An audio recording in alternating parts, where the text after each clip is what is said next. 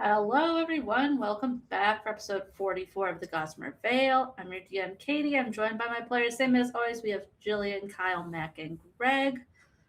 Let's do a recap, guys. You are in the capital city of Moloch, about to go to a huge music festival.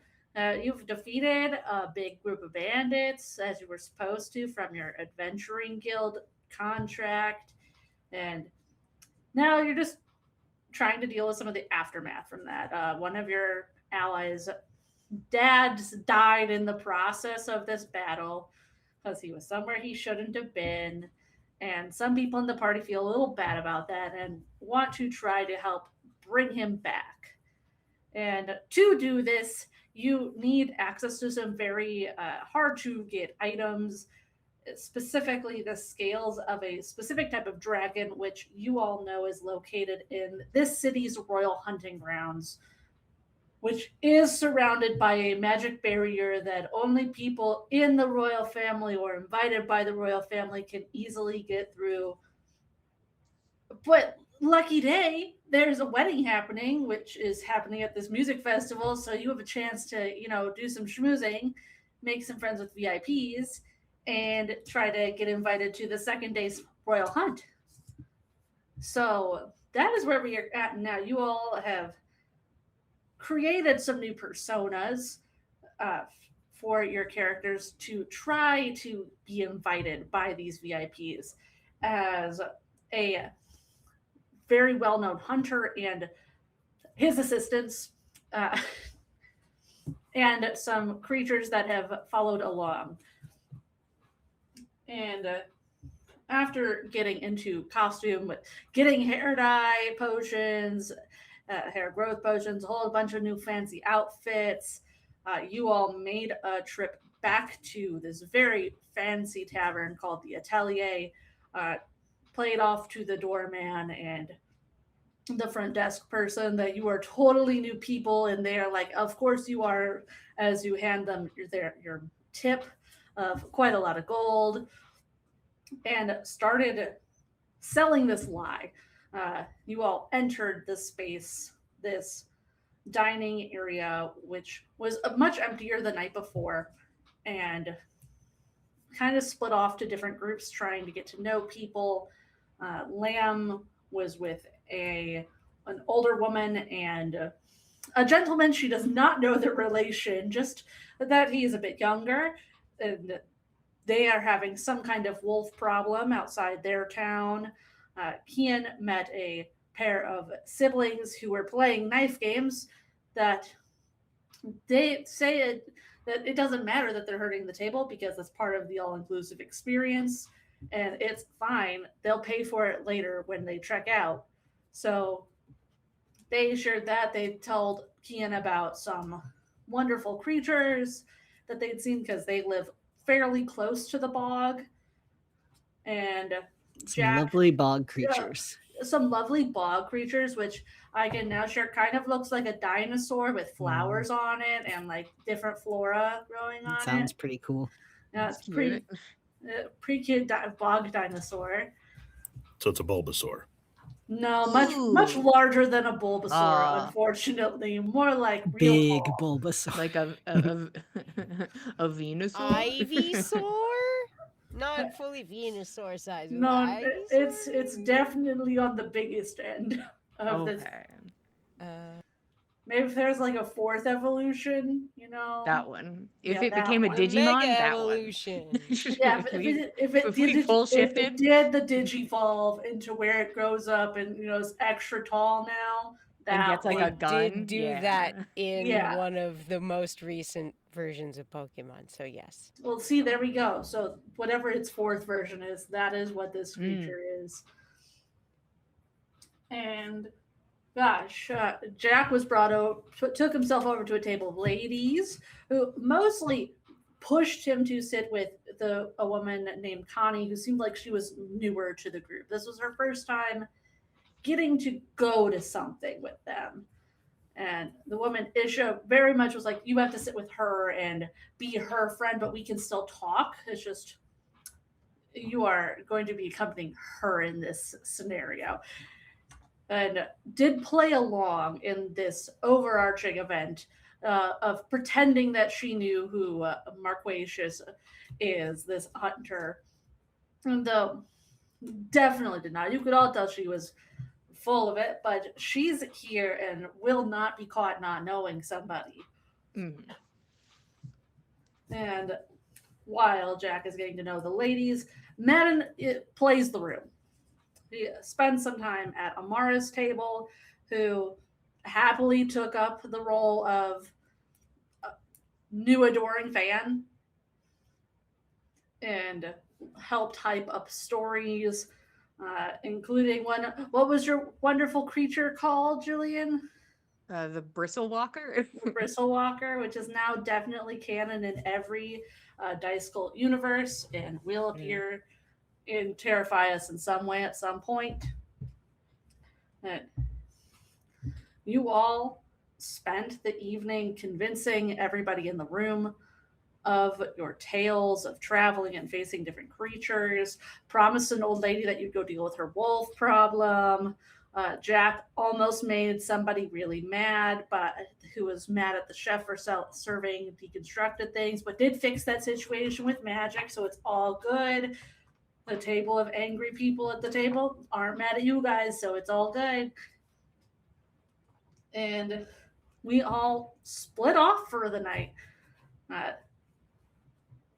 Madden, you headed upstairs with Amara. Jack, Connie offered for you to come to her room with her for the night.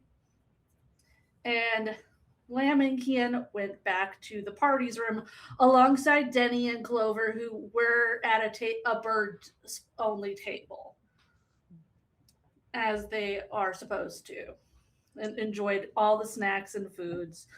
And, we're going to say Denny uses his terrible pocket to bring up a bunch of the many small pieces of bread with him to that room as future snacks. I'm just picturing him slowly pulling out like pieces of bread and putting them on like an ottoman or something. He's like, this'll work out. These are for you. I'm pretty sure there are armchairs in your room, so maybe that's where they're going, is just on like the arms of the chair. Yeah. Any surface the bird can find. Yeah. Like, there you go. Like on the windowsill. But we're not there right now. No. We are going to start, because that's where we left off. We are going to start with Madden and Amara. I'm pretty sure you two left the space first of the group I think to so. play up the hype of Ladies Man. Mm-hmm. Couldn't be seen going back to his own room. No. That would That'd be immediately sad. ruin this whole disguise, especially since the one lady Isha was flirting with him a little. Mm-hmm. So cannot do that. But she will lead you up to her room, opens the door. It's fairly similar to the one that you have with your team, except Girlie is splurging for the king size bed. She's got same armchairs, heated wash basin. There's a small coffee table, little drink cart set up, and she has the candied fruit in her room. She does not have any of the chocolates. She will go sit on the bed and just and pat it. She'll enjoy it. I have them warm it up every night.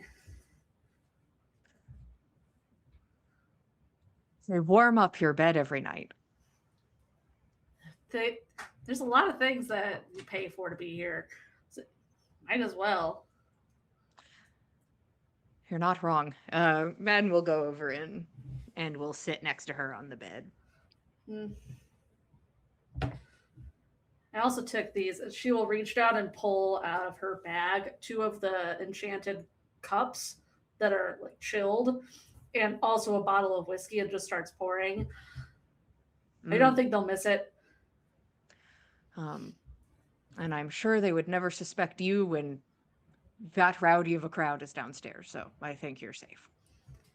Probably not.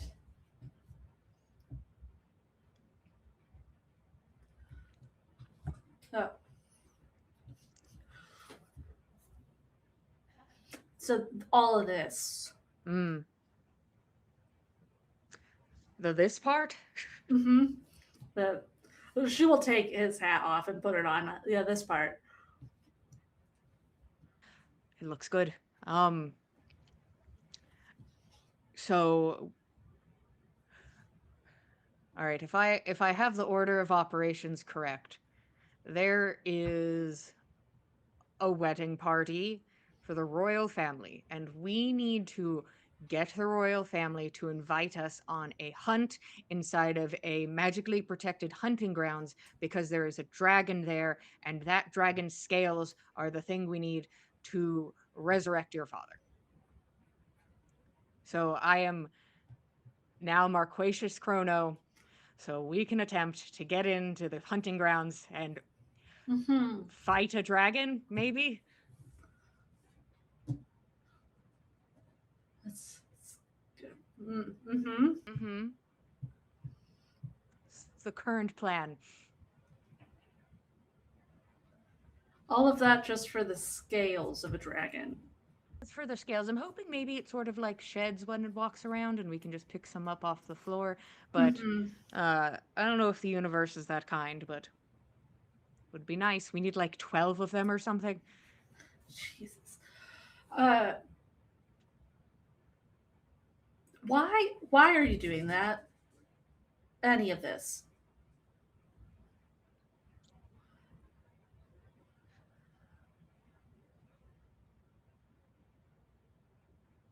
Do you want my immediate protect myself gut reaction answer, or do you want like an actual answer? I take a drink and think about it kind of answer. All right. Madden will take a drink from his chilled cup.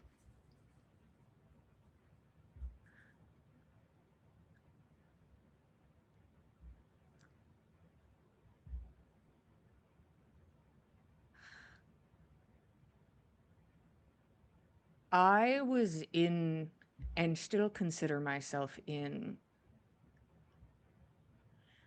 a position of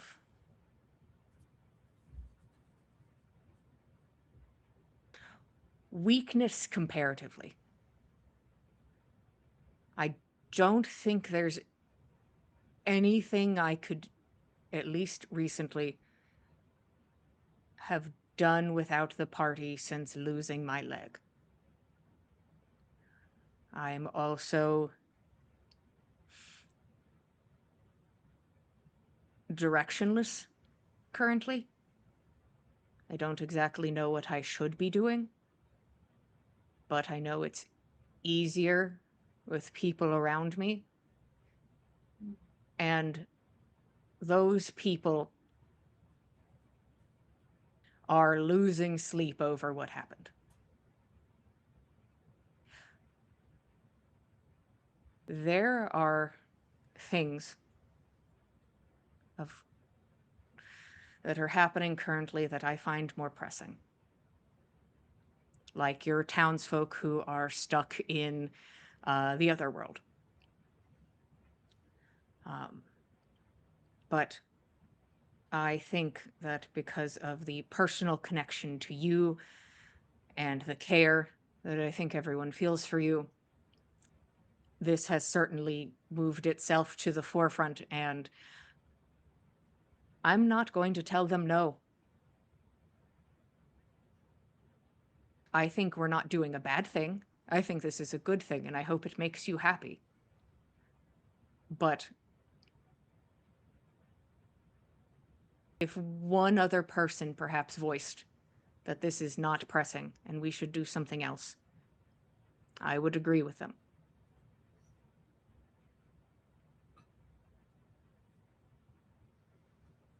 That makes a lot more sense. Mm. I sat here thinking after you all said you were doing this, and how when we first met, you said that your goal was to help the people in general. And I love my father, but bringing him back isn't really going to help anyone except me. And even then, I can only assume it's still going to be his choice if he comes back. Which I don't have the best track record of that being the choice that's made. So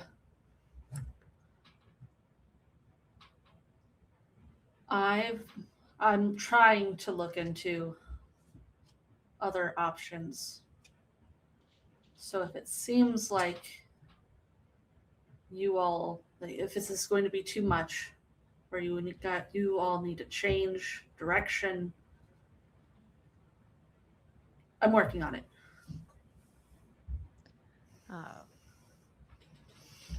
I won't stop you from doing that. If I think it'd be hard to sit and do nothing if in your situation.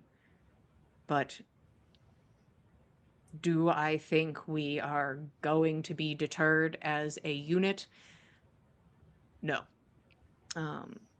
If we're not able to get into the hunting grounds, that really might put a bit of a strain on accomplishing the goal, because then we don't know where another dragon is. And if we break a hole in the magical barrier, all of the creatures they've curated can come out. So because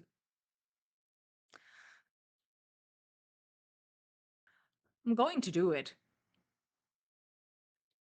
I don't know if I know why, but I am going to do it even if I don't think it is the thing I should be doing right now. So if he says no, I'm going to, when I eventually die, go kick your father's ass.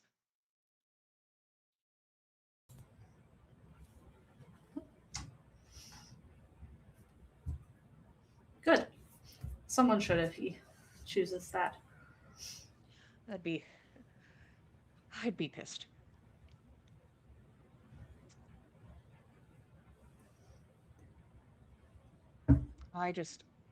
When it comes to all of this, this bringing people back and the waterfall, and it just gives me this sinking feeling in my stomach. It doesn't feel right. I don't know. Just people being able to come back doesn't feel right, or which part of it?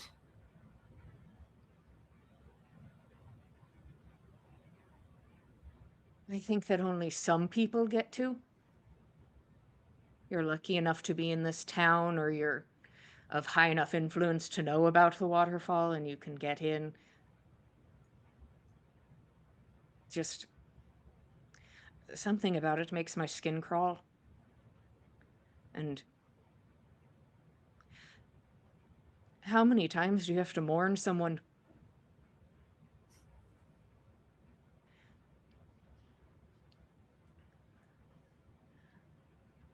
From my experience, most people don't choose to come back.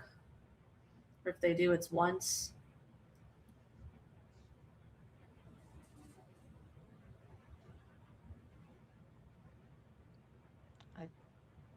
I don't know. Also, that temple to that dean guy also gave me the heebie-jeebies. But Temple to what guy? the dean guy, the one we were at earlier the other day, the one that looks like if you scrubbed a floor for way too long, like that sort of thing. Oh, the one here. Yeah. Oh, Dienkect. Oh, That's pretty close. Those are basically the same almost. words. You're right. Almost the exact same name.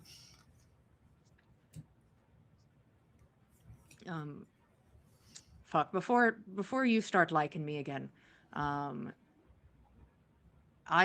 wanted all on the table how I felt about this, and then so you can make an informed decision, because I have no reason to keep anything from you.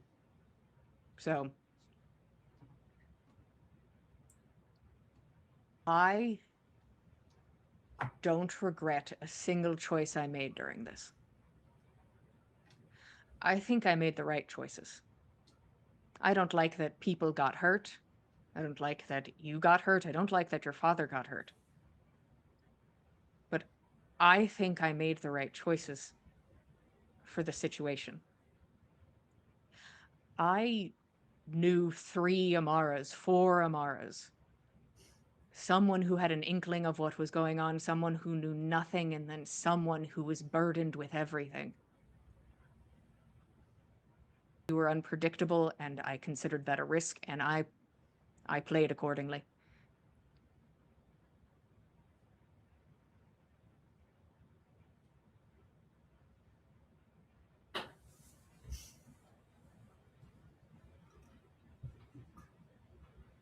Didn't stop liking you.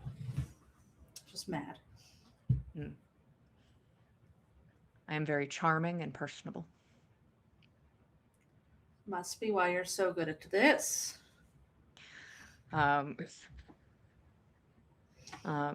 This is because I didn't want to be at home, and I wanted to just be anywhere else and be anyone else. So it was never this elaborate. Tell you that fucking much. There was never hats and fancy costumes. It was just sort of me, and I'd say a different name, and That's much easier to do on a Yeah. regular basis. I wasn't trying to get invited into really fancy parties. So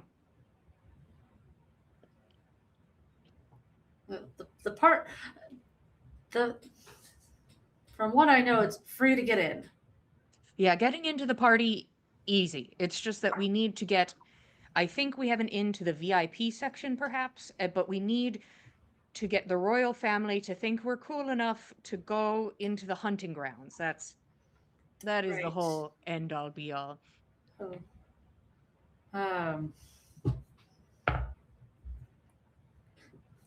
don't let Jack piss off that group again. Almost.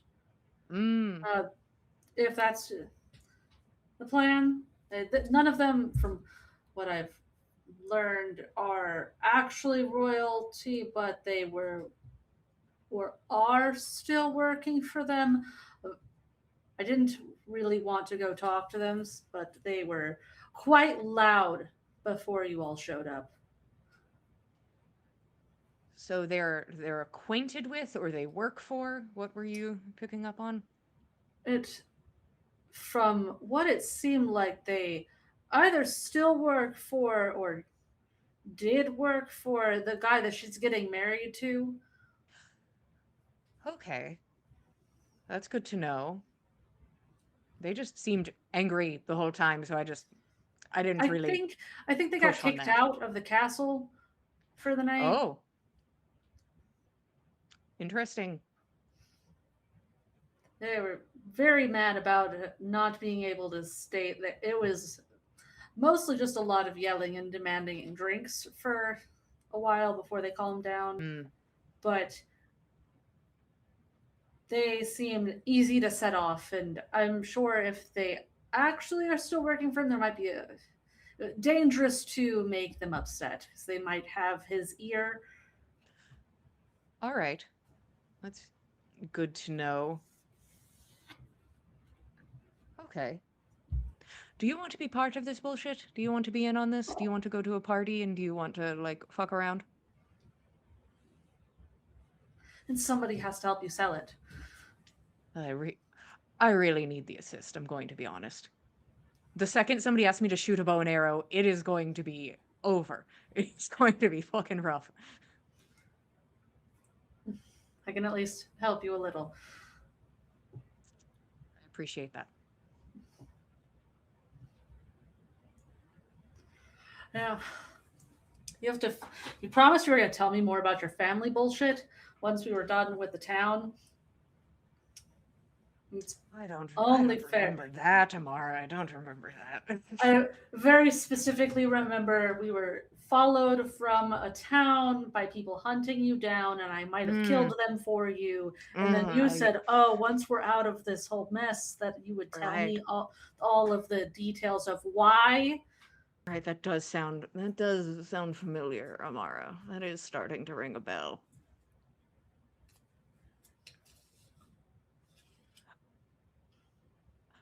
Okay, so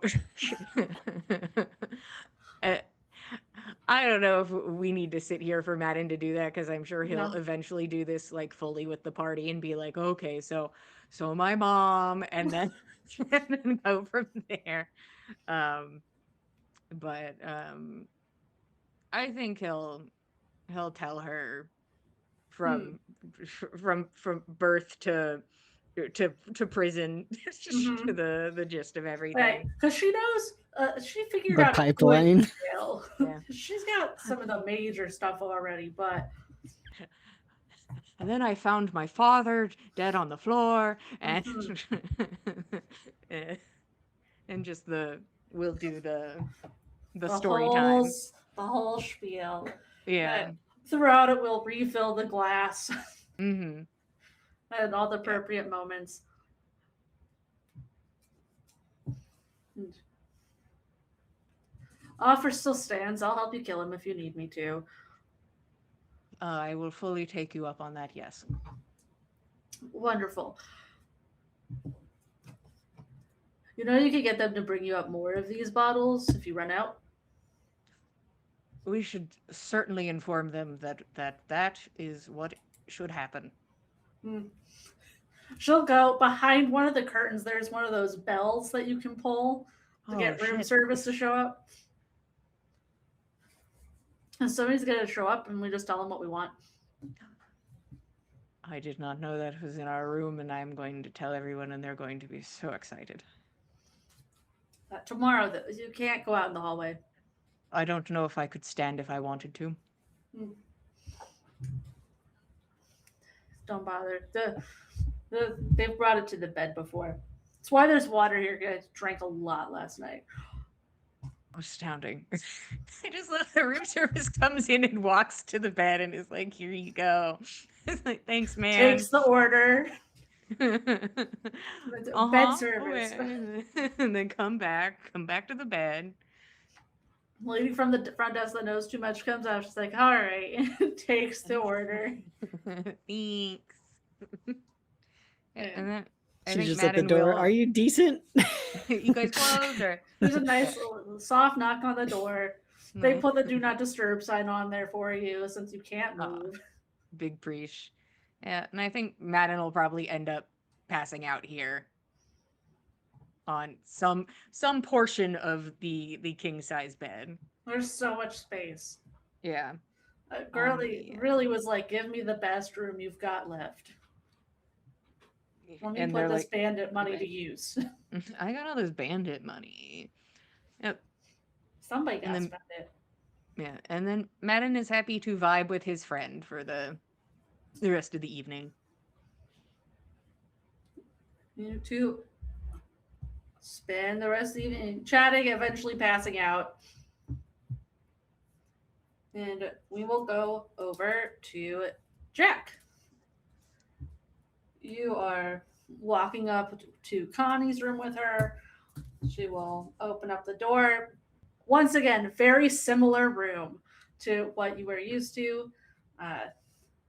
Difference is she has a single queen size bed in her space. There's a vase of daffodils on her coffee table.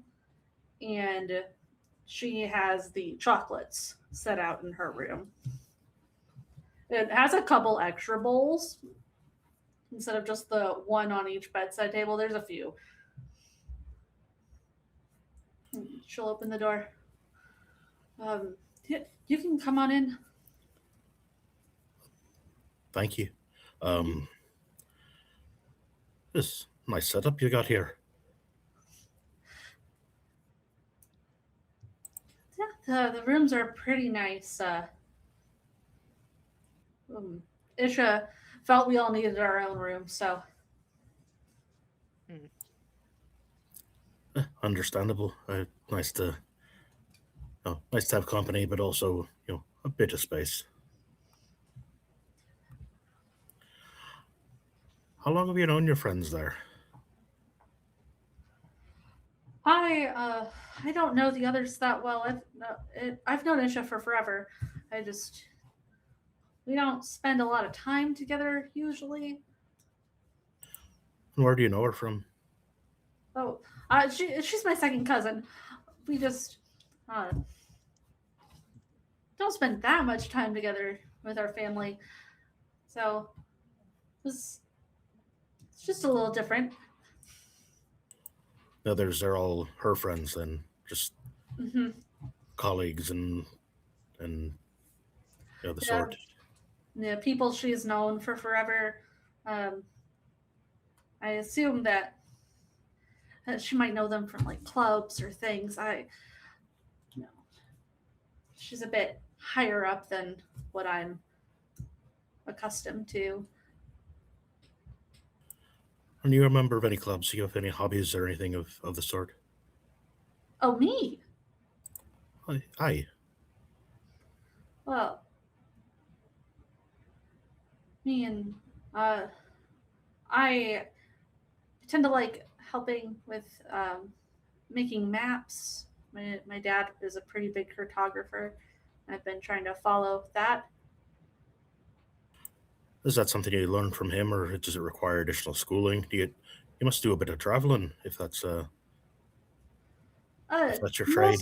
Mostly just back home is where I've spent time doing that.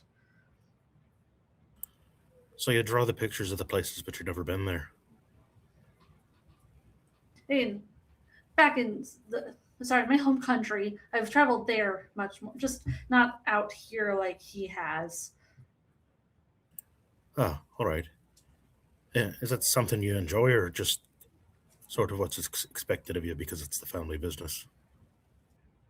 Oh no, this is much more interesting than what my mom does. No, uh, gosh, that not a family business thing. It was more of a. This was very interesting. They make towns very strangely here compared to back home.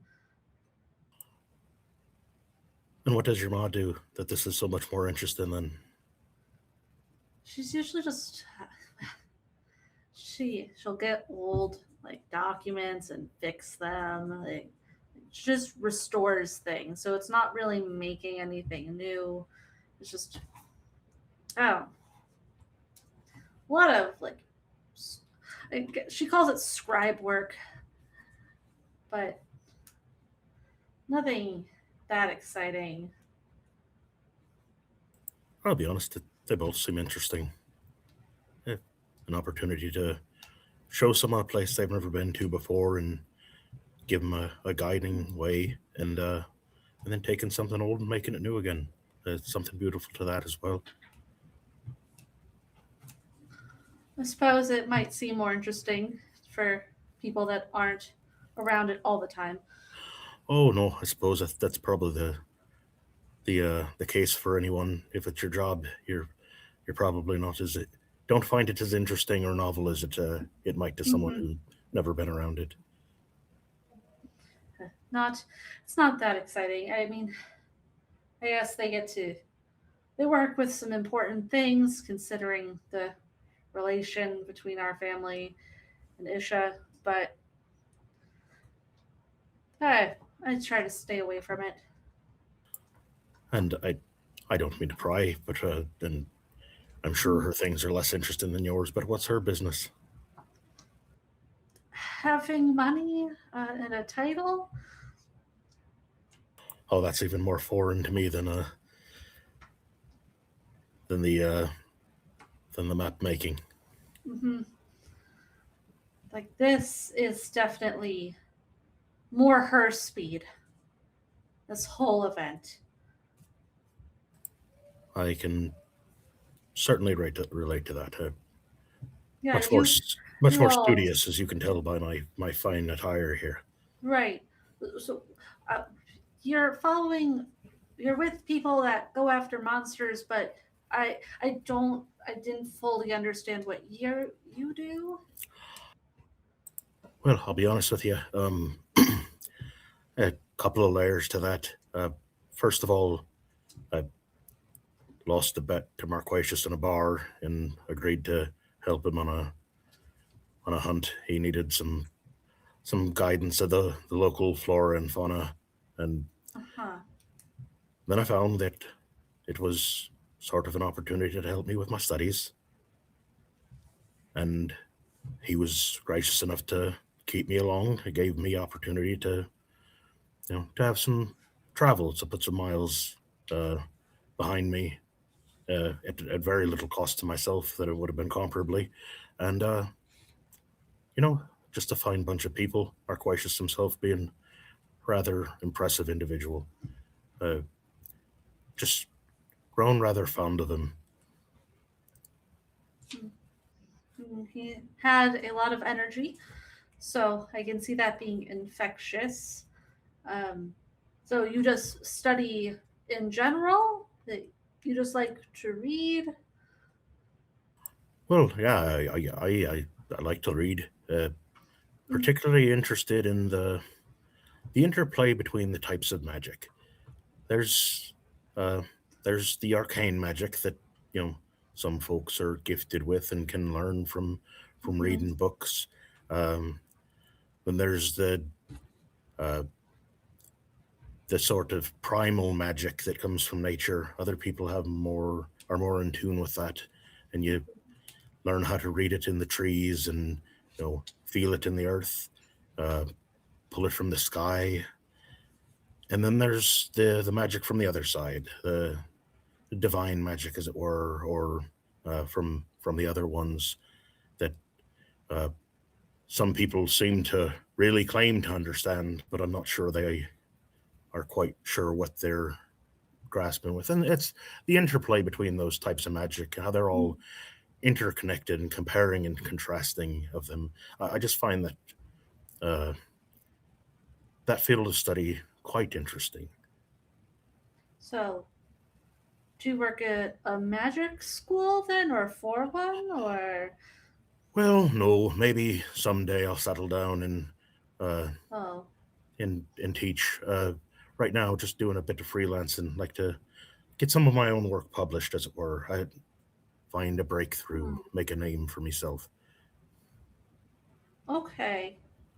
Well, and if you're trying to be a teacher, you're gonna try to work for Drader then? Oh, hadn't considered any particular option, uh, but an Okay. introduction would always, you know, be something I'd be interested in. As it stands right now, as well as I feel I grasp the magics, I think that uh, before I share them, teach them with young and impressionable folk, uh, Mm. I should really master them. I'm not sure that I've mastered them yet to the degree that I had hoped, but always interested to meet other minds in the field. Mm. I'm not Am much I of a familiar magic with person. it? What's that? I'm not much of a magic person, so Oh, question for the DM. Do I recognize that name? The Drader? Yeah, Drader. Go ahead, roll history.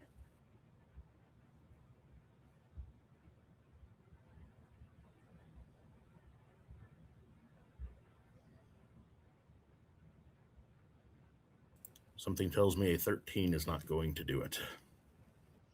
Uh, it sounds vaguely familiar. You're not sure where you've heard that before, but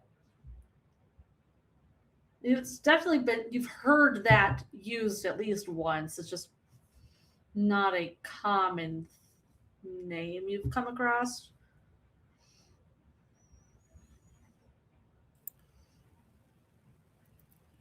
So how long are you in town for? Are you just staying for the wedding, or Oh, yeah? probably just the wedding. Yeah, I expect they'll want to head back afterwards.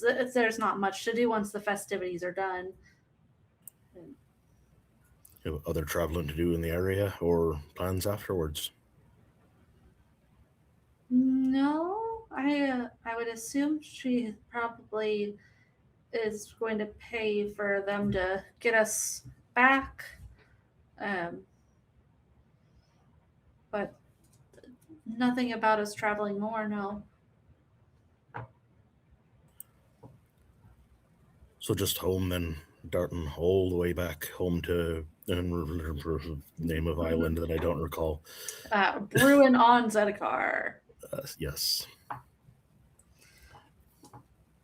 That's the plan. I mean, I assume that we won't have much time to spend with anyone here once the weddings happened. They'll be busy. So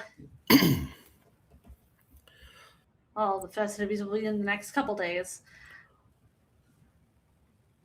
I hate to keep talking about work when I should be getting to know you personally, but the maps that you make, they're mostly of cities and towns and the roads and rivers between them, or do you deal in like places where the veil is thinner? I mean, I've never gone across the Vale. Oh no, nor have I. I just wonder if there are maps that exist of those sort of places. I figured someone in the trade would know. Um, I mean, I would assume that anything like that would be kept up at the library and trader. Oh, all right. I just didn't know if someone on the inside of the trade would have known something about it or anything like that. I've got no plans to go myself, at least not now. But yeah, might be some places we shouldn't trod. But Well, I know that that's where they keep a lot of the older records, is in that set of archives. So if somebody was going to have them, it'd probably be there. you said this is your first time to the capital. Like, yeah, I'm usually on a full different country entirely. Um, Huh, it's why? just what's that? Why? Uh, Oh, I just trying to get to know more about you, and if there were any place you know that we should see while we're in town. I've not done much traveling in this part of the world myself, and maybe if there were another night that you wanted to spend some time with me, maybe we could check out a place less stuffy than this. Some of the folks downstairs were a little eh, louder and more disagreeable than I'd like to have seen. oh, what? Who are you talking about? Oh, just that eh, it just not my vibe down there. I like a place with a bit more lively music and more constructed food. It is different having food in single bites at a time. I agree with that. Um, as for other places, I'm sure that the people at the desk, maybe they know places to go in town. I'm asking on a date, my lass. Like, Oh, okay. Sure. Yeah, we could maybe tomorrow. maybe tomorrow we'll see what it brings, and you know, perhaps it just maybe you and I could grab a bite to eat that's all put together already, and a drink. Have you ever had cheesecake? No, I don't believe I have. It's wonderful. Maybe we could find a place in town that has cheesecake. That sounds much better than what we will likely have here. It's a date.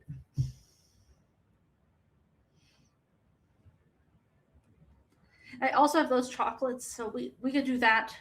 They're still much better than what they have downstairs. Have you been hoarding them? I had one bowl of chocolates in my room. I just asked them if I could have extra. After I had one, I went downstairs and then uh, I came back and there were just bowls and bowls of them. Never occurred to me to ask. Fortune favors the bold. Makes me blush at being called bold. And we'll offer him one of just an entire bowl of these truffles.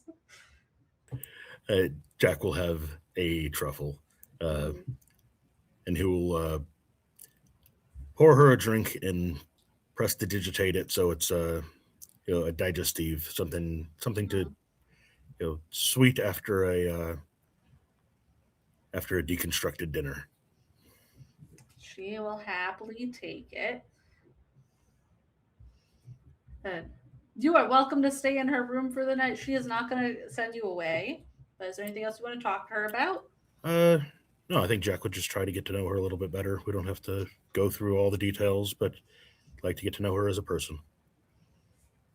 You welcome to get to know her. I would love either a persuasion or deception check for the sprinkling of mistruths that happened as he was playing his Yeah, well, character. he had to It give has to Miss Drew. happen. You said what, performance or persuasion order? One of those. Persuasion or deception, or One of would you those. take performance? For Jack? I don't think in this moment it's a performance. Okay, well, we'll do persuasion. If she sees through the ruse, that's fine as long as she's on our side. But it's only an 8. So Well, we'll see how the girlie is rolling. Okay. And you spend your night getting to know her. And we will move over to the third bedroom.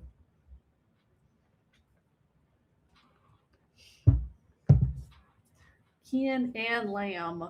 You get back to your group's room. Ours As- now.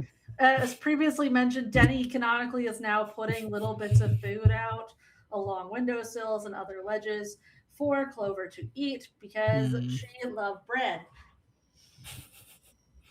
She loves That makes bread. sense. She do love bread.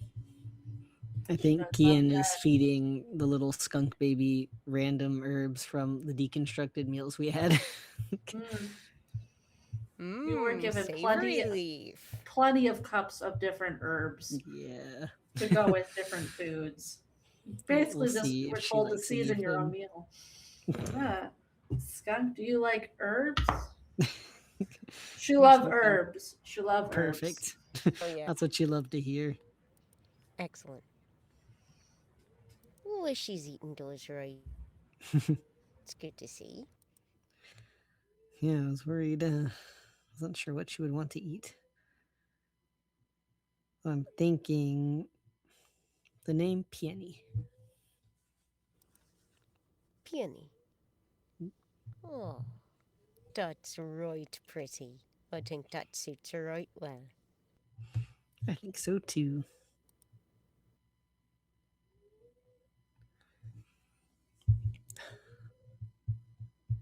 But if Think you'd you like wanna for me watch? to go ahead and let her know now, I can. Or we could perhaps wait on it a day. You do however you like.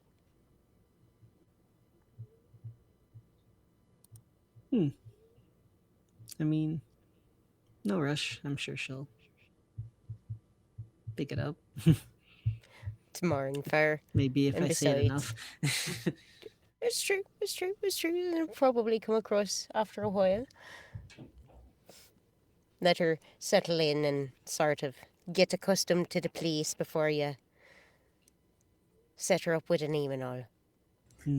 If you roll animal handling, get a natural 20. This skunk already knows her name. Holy shit. Come on, Kian, you got this. Smartest skunk around. Oh, that's a 3.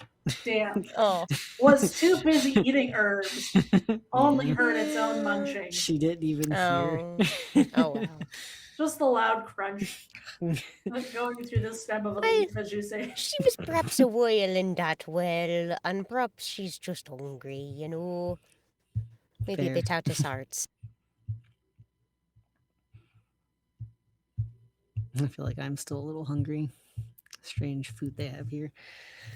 It's very strange. I'll not disagree with you. I'll see what I got in my pack for sort of on the road victuals if you'd like some sort of snack before we turn in for tonight. Sure. Lamb will start rummaging through the packs and whatnot. Then she just realizes she's got everybody's packs because, oh yeah, she's the kit carrier for the whole party, which means she's got everything, the bag of holding and all that good stuff. So she's just rummaging through, and No one needs their back tonight. I'm sure they'll come and see me if they need anything out of them. But I don't know. They know which room we booked for ourselves. True. I expect.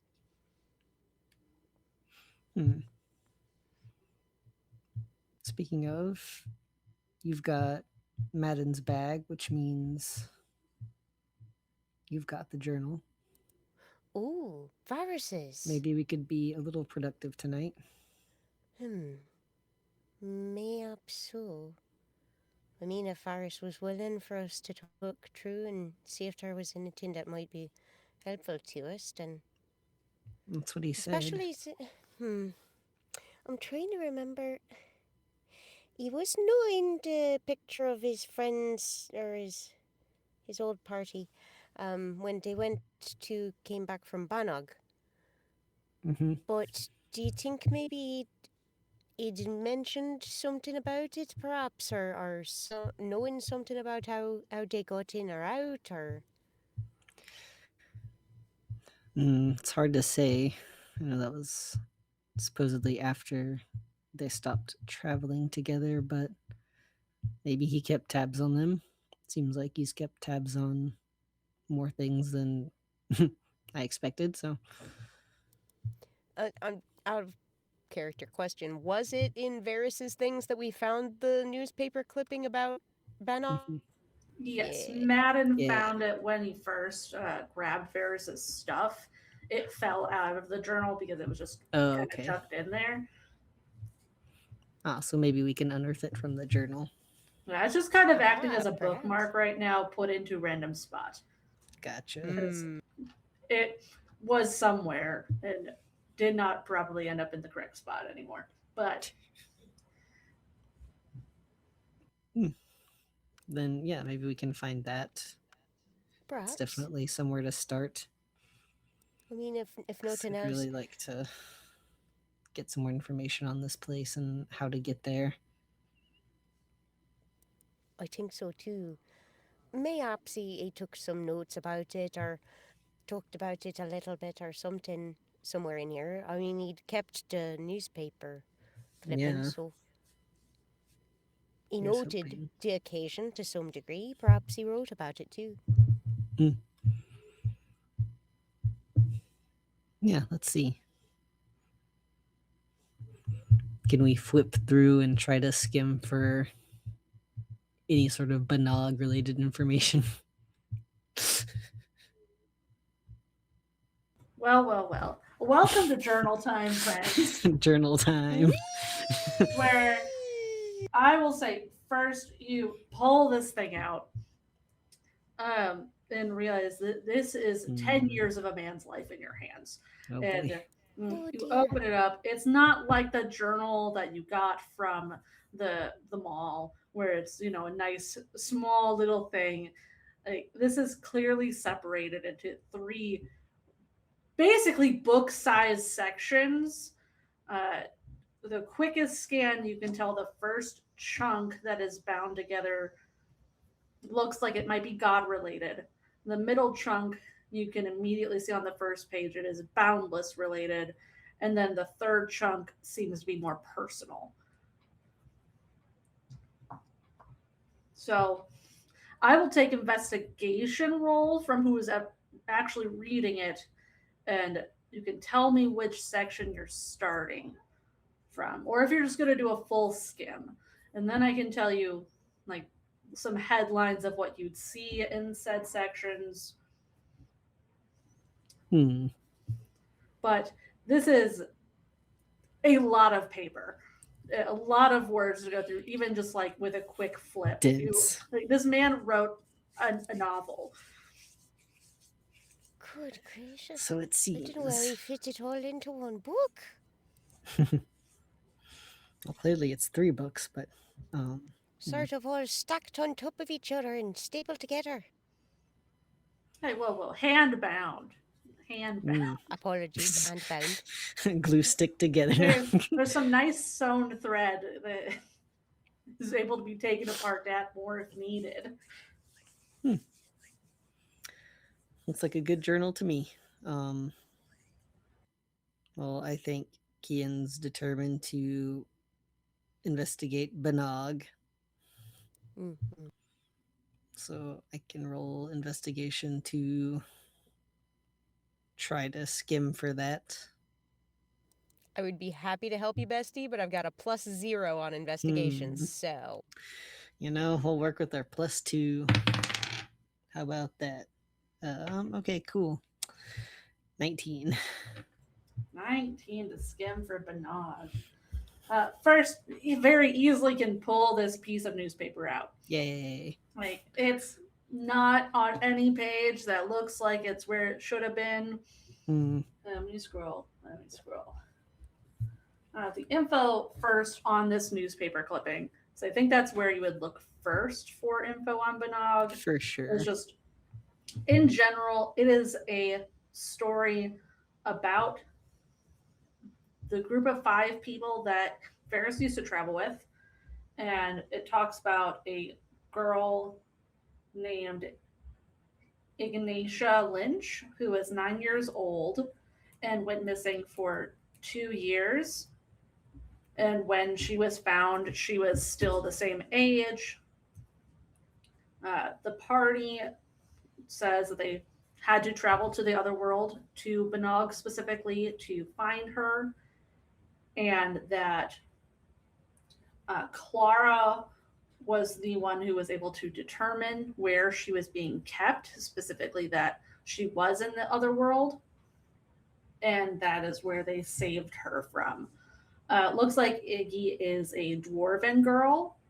And then under the photo, you can see all of their names written out. So there is Calder, Evka, Droger, Clara, and Rowan, along with Iggy next to them.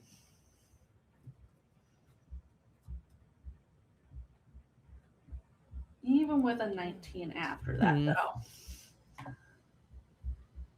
Let me scroll up in our conversation. And we'll revisit what I pointed out to you guys a little while ago, that you only have a couple of points in his overarching timeline to use as spots to go in this journal. Right. The main things you know are when he took his oath, which is the beginning of this journal in this section, that he traveled for a while afterwards before meeting this party. And then he was with them for a year before going back to being on his own. You know that 5 years ago he met Amara because that was noted in her journal. And that 3 years ago is when this newspaper clipping is from. You know that when there was no mention of him being with a party in Amara's journal. So you can assume that it was probably before he came across her that they split up. So sometime between 5 to 10 years ago. Yeah. So your best guess would be to start searching somewhere in that chunk. Makes sense to me. Between 5 and 3, then? Or hold on. There's a lot of numbers. Yeah. Dyscalculus strikes again. No. Dang it. We're all suffering my with it nemesis. too. The numbers So- don't stick well. We're wanting to know more about that. So yeah, I guess it would be the sooner between 5 and 3 area. Yeah. Potentially. Yeah. Potentially. Potentially. You haven't really started reading this to see how Right. it formats this. So Yeah. but we can jump to that area and kind of Flip. go to 5 years ago. So you find the spot where he writes about meeting Amara as your starting point then. Is that how I'm understanding this?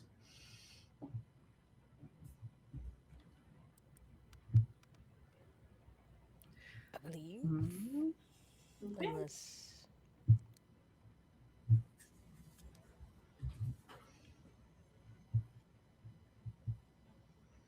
Listen, you're allowed to spend as long See. of this night as you want reading, and you could just start from the beginning, besties.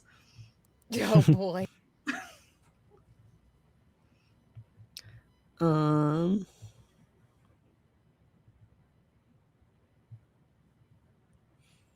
I mean, I don't think Kian particularly is super curious about the Amara stuff. We kind of know what's going on there. Is there, unless I'm just missing something, Lamb?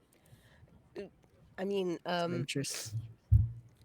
not really as far as the Amara stuff goes, but I figure the newspaper clipping being from 3 years ago is when the other party got back from Banog.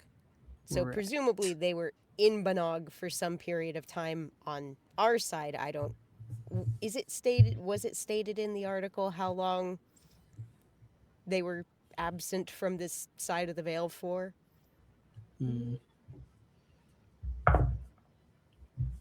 Not that is in the clipping that he has. Oh, It is a right. pretty small section of it. Right. So I think I'm content flipping through that general area that we've found currently to see if there's anything about Banog.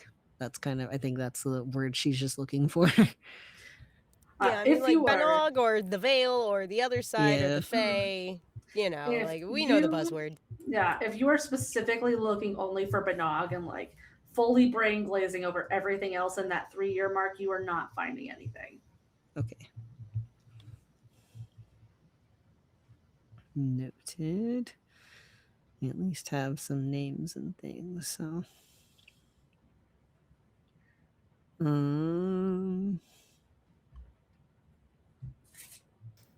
Well, perhaps, I don't know. Do you suppose mayhaps there's...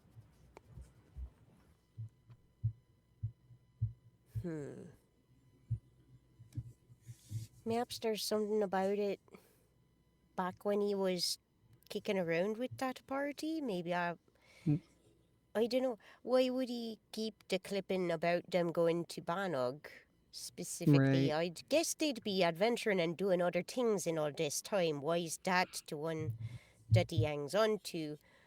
Unless maybe they talked about it before they broke off? True. It's a possibility. I don't know.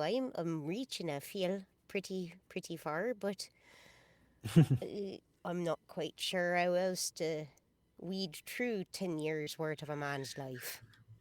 Maybe you mentioned the first part of the journal is like the God stuff. So, yeah, it's like you have 3 books in your hand. There's like very clearly like they aren't bound together. It's like you have one packet of paper, another packet, and another packet. So the first packet is just God stuff. Second packet is boundless stuff. Third packet starts, hey, I just became a member of the Morrigan and now I'm traveling and doing things. And this is where I write my personal journal. Gotcha. Maybe Kian will flip through that first part. So the God stuff? Yeah. Okay.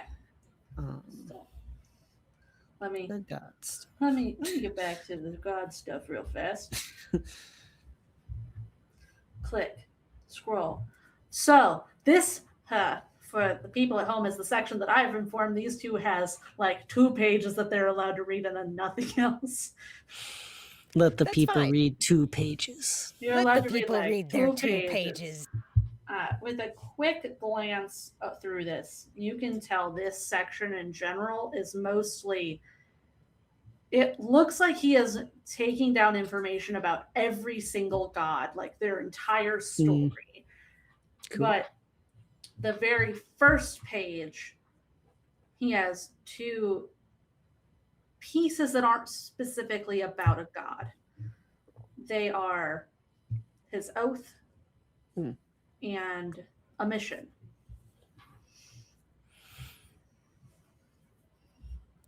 Kian will That read that. might be important. I will be copying and pasting them into our group chat Cool. as I read them to you. Oh, it'd be cool if it was also where I could see it and I'll I copy could and paste post it into the lore chat. Thank Hell you. yeah. I was just like, for That's the the notes. one she was referring to. Hey guys, Blank. for me. It's a group chat. It's a group chat for everybody, sort of, but no one's allowed to talk there. Yeah, it's a chat We where you can can only look at look. the things. You can observe, but do not chat. So, for his oath, he has written, "Under the watchful eyes of the crows, I pledge my soul to the Morrigan, to Nevin, the Lady of Fate and Fury.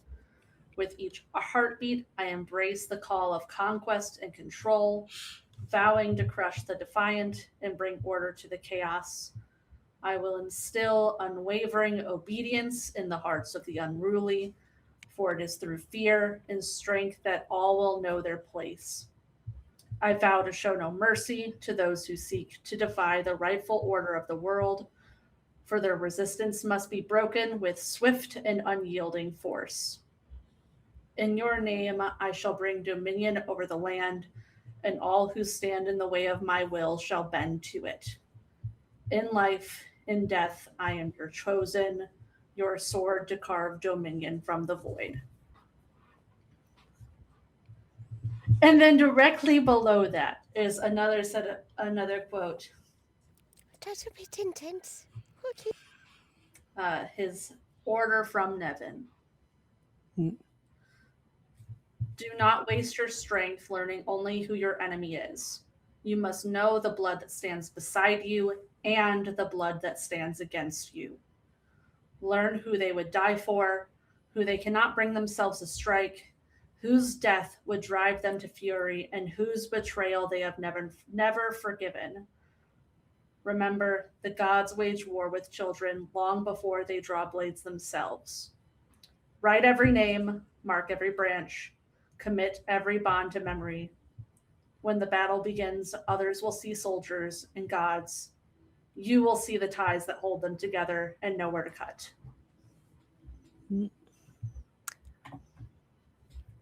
That explains something.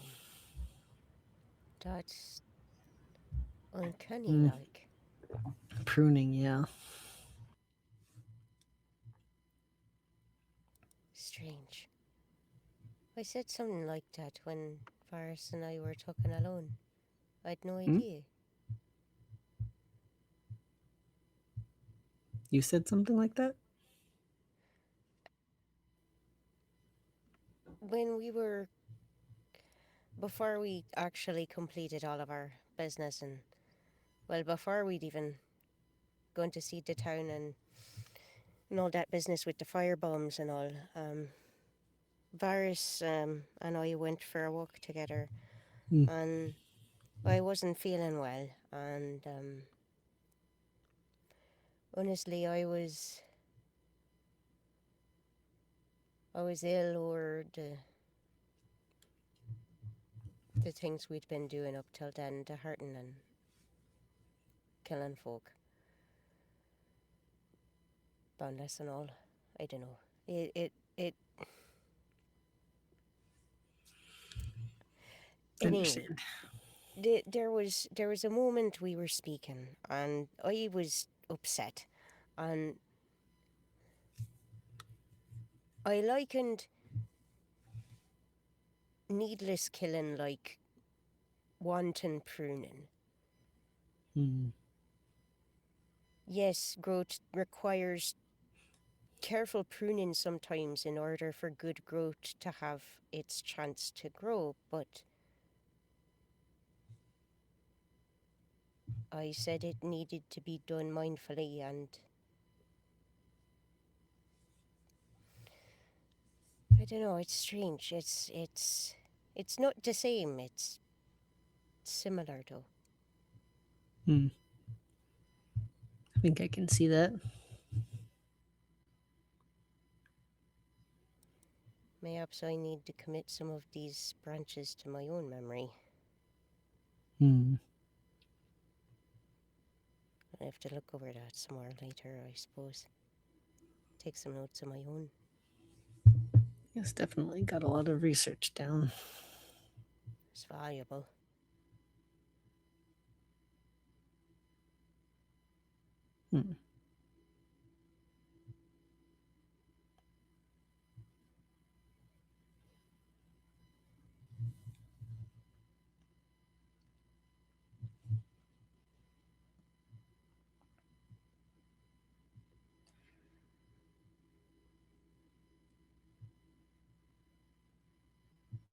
Yeah, I can't say I've really thought so much on all those branches. It's Always felt like there's been enough in this world. well, you're not wrong, but I suppose if we're to be meddling in affairs what bring us adjacent to fee, they're so particular about their orders and their rules and their own etiquettes that surely would be rather suicidal to just sidle on up and assume you'll be making the right connection and being agreeable with the right personage, and you insult him because you refer to him by the wrong affiliation or whatnot. Phew. Yeah. I really feel like we're going into a lot of this blind, but Well, perhaps not blind so much as blinkered. But good thing with blinkers, well, they can be taken off. We just need to work on it. yeah. You're right.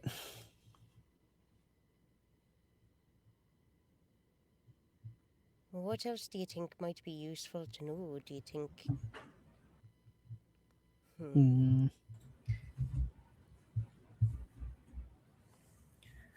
If you keep going, there's one more thing you're allowed to read in the God section tonight. Ooh. As Let's go. He and you are holding this first section open and start flipping through the pages directly after that and start seeing this information that he is taking down full stories about each of these gods. Like, it does start with putting like their name at the top and then who their direct relations are. You see a lot of that same information about the Morrigan, Nevin, and Bive that you've heard multiple times now, written out fully with each story that is known about them.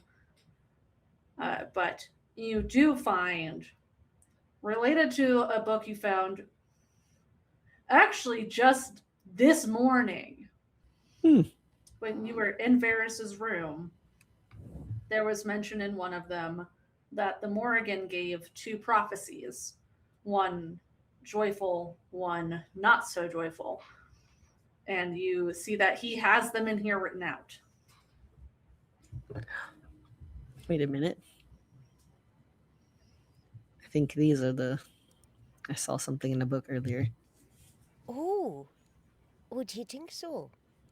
Well, I suppose we may as well learn a little, yes? And don't worry, these will also be copy and pasted for you all. Probably afterwards, because this one, the formatting is a little funky. But these were both given, one directly after the other, after the second Battle of Moytura, which I will remind you all there was like a bunch of invasions and wars that happened. That one was the fourth one where the gods fought the Fomorians and the giants.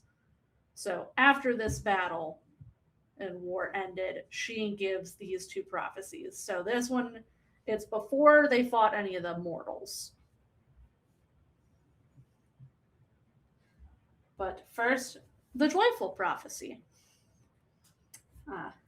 It starts: peace to the sky, sky to the earth, earth beneath sky, strength in each man, a cup full of honey, honor enough, summer and winter, spear supported by shield, shield supported by forts, forts fierce and eager for battle, fleece from sheep, woods full of stags, forever destructions have departed, fruit on trees, a branch drooping down, drooping from growth, wealth for a son very learned, neck of bull and yoke, a bull from a song, knots in woods, wood for a fire, fire is wanted, walls new and bright, salmon their victory, the boyne their hostile, hostile of excellent size, new growth after spring,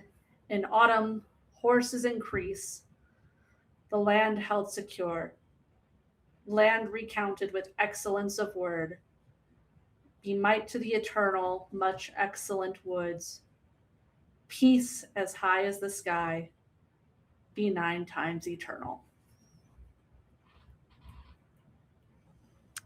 That does sound nice. A nice time. Hmm. And then it jumps down like a single space. And there's a And note here's the sad one. that this was given directly after the first prophecy. I shall not see a world that will be dear to me.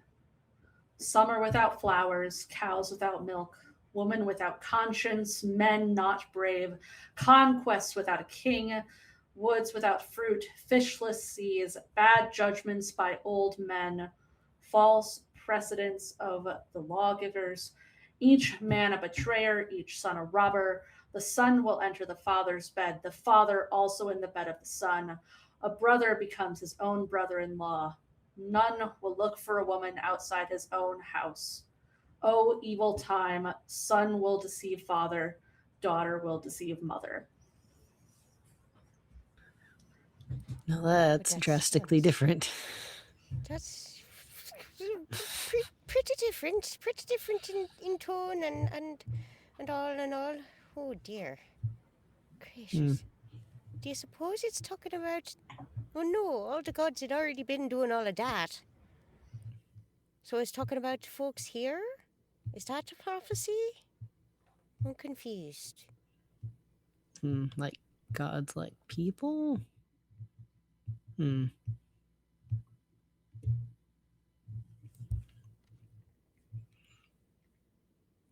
Wait, who's got their da's bed and da's got their son's bed and all that?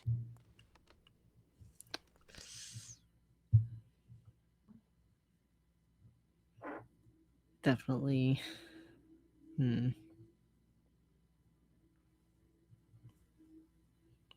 Not mean, it's something all- we want to be common.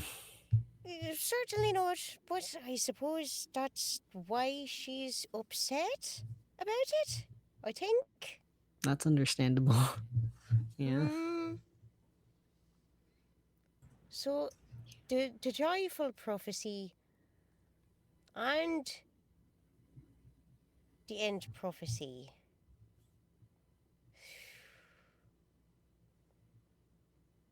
Dunno, it sounds like it's foretelling a long time of good and peace and bounty and then broken up Right. by everything being turned on its head.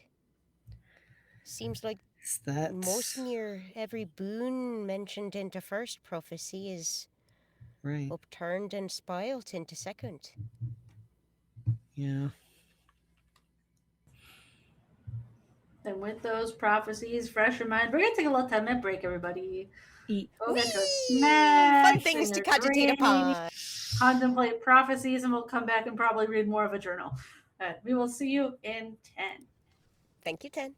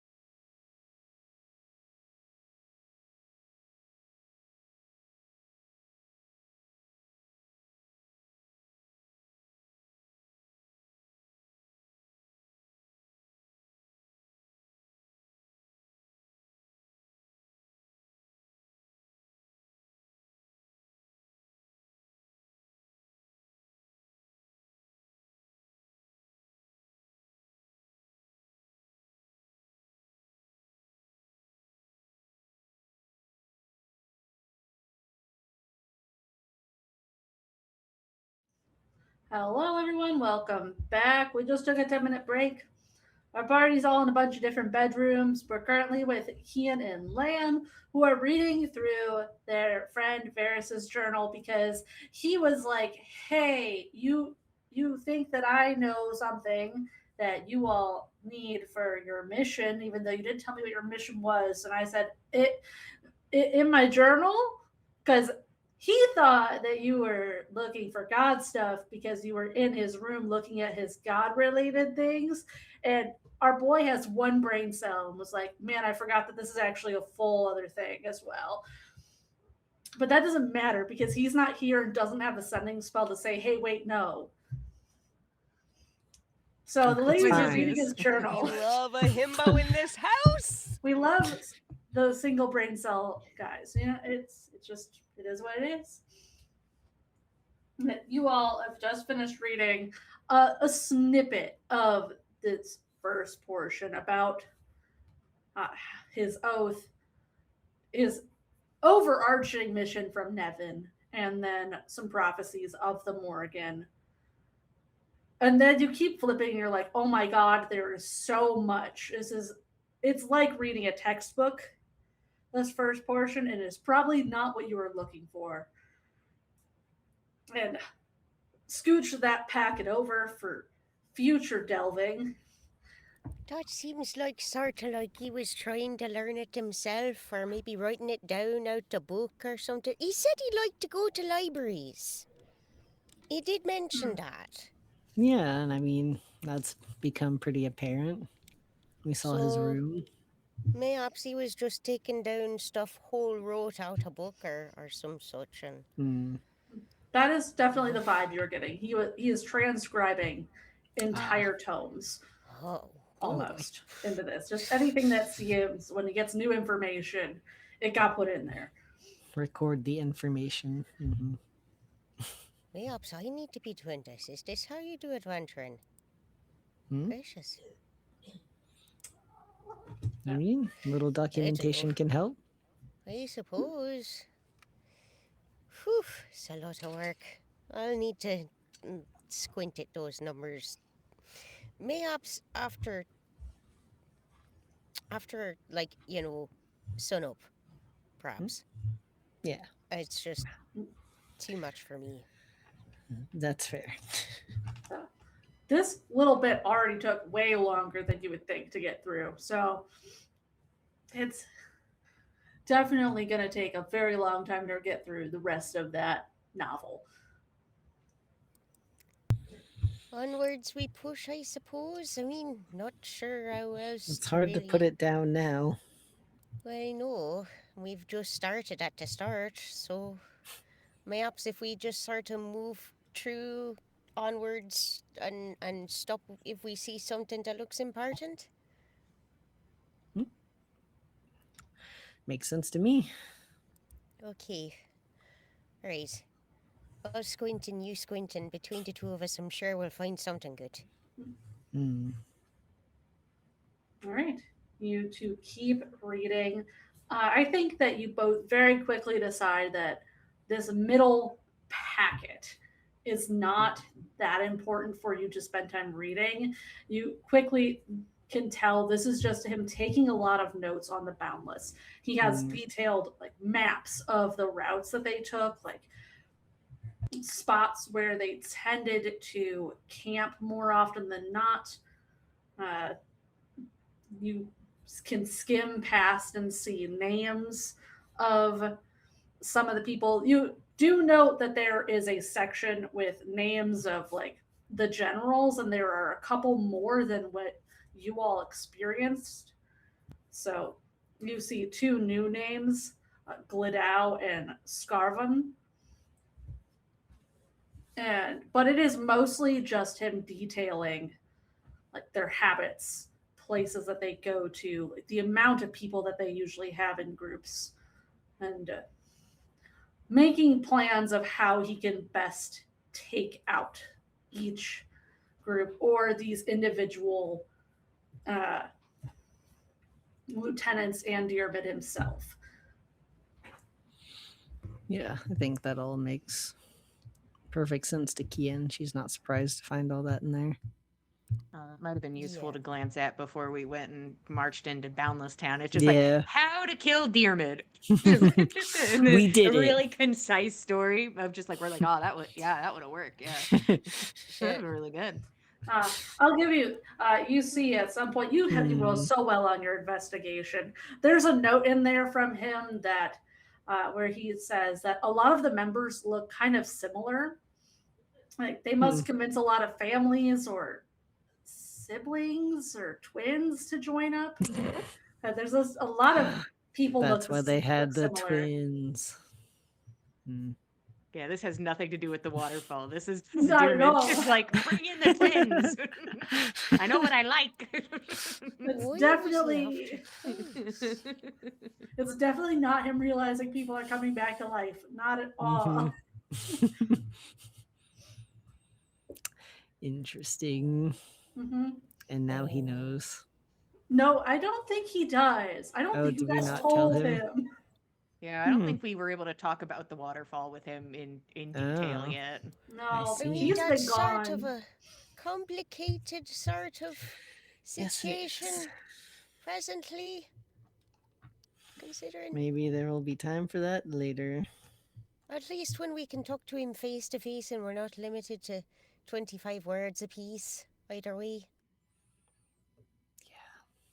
Mayhaps it's worth letting him know that we know, and that perhaps a conversation on that topic might be useful once we've time, when we've rejoined. Best not to spring it on him surprise-like.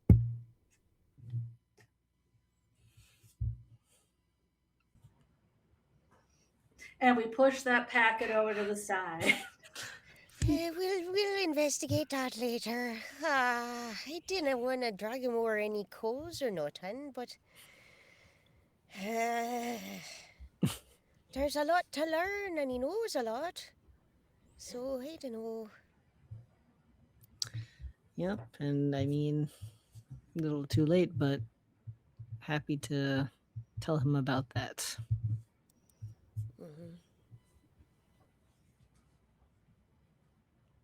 Mayhaps it'll make him feel a little better about how long it took him to make a dent, considering they were just bringing back older people every year and recruiting more on top of that and bringing them back anytime they died every year. I am curious how he'll feel about all this. I know it's been something he's been working at for years at this point, so. I don't know how to feel about a waterfall and all.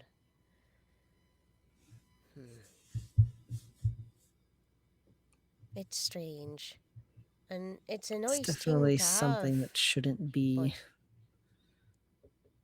just something that definitely needs to be protected, and I don't know.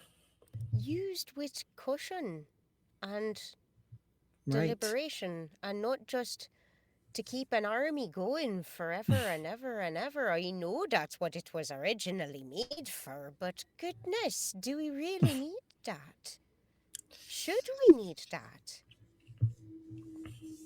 Seems somebody wanted that. Well, Dearmid certainly did. And some Fae person, I think, or perhaps somebody was fighting to Fae before, surely. I mean, I suppose there's times where you need to consider terrible means to make things work, but once that service is done, I don't know about keeping that tool around and using it forever and ever, because you just start seeing reasons to use it. Right.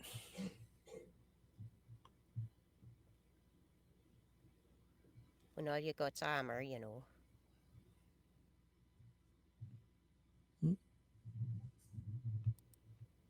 You know the phrase, when all you got's armor, every problem looks like a nail.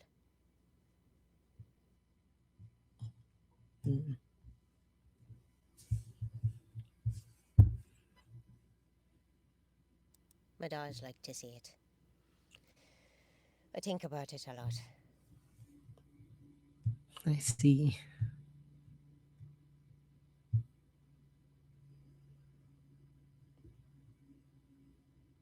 I don't know if I just didn't hear it right. What is it? When all you've You're got's saying a the word hammer. hammer. Okay. Hammer. Okay. Hammer. I'm just like armor, Sorry. nails. What? I Yeah, it also sounded like you never were heard saying hammer. armor. When all you Okay. got's That makes armor, more sense. everything's a nail, all and we're all you've I'm just got's like, an this is armor. figured not out. making An sense. armor. I Sorry. back.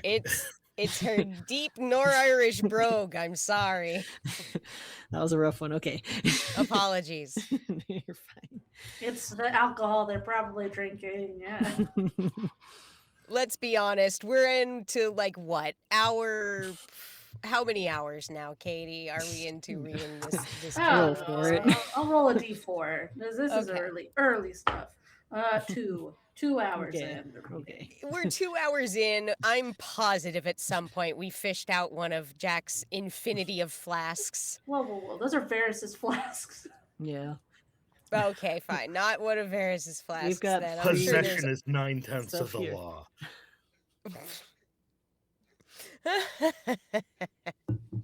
In any case, I feel like there's some to be spared, or else was there like a bar in the room? I can't remember.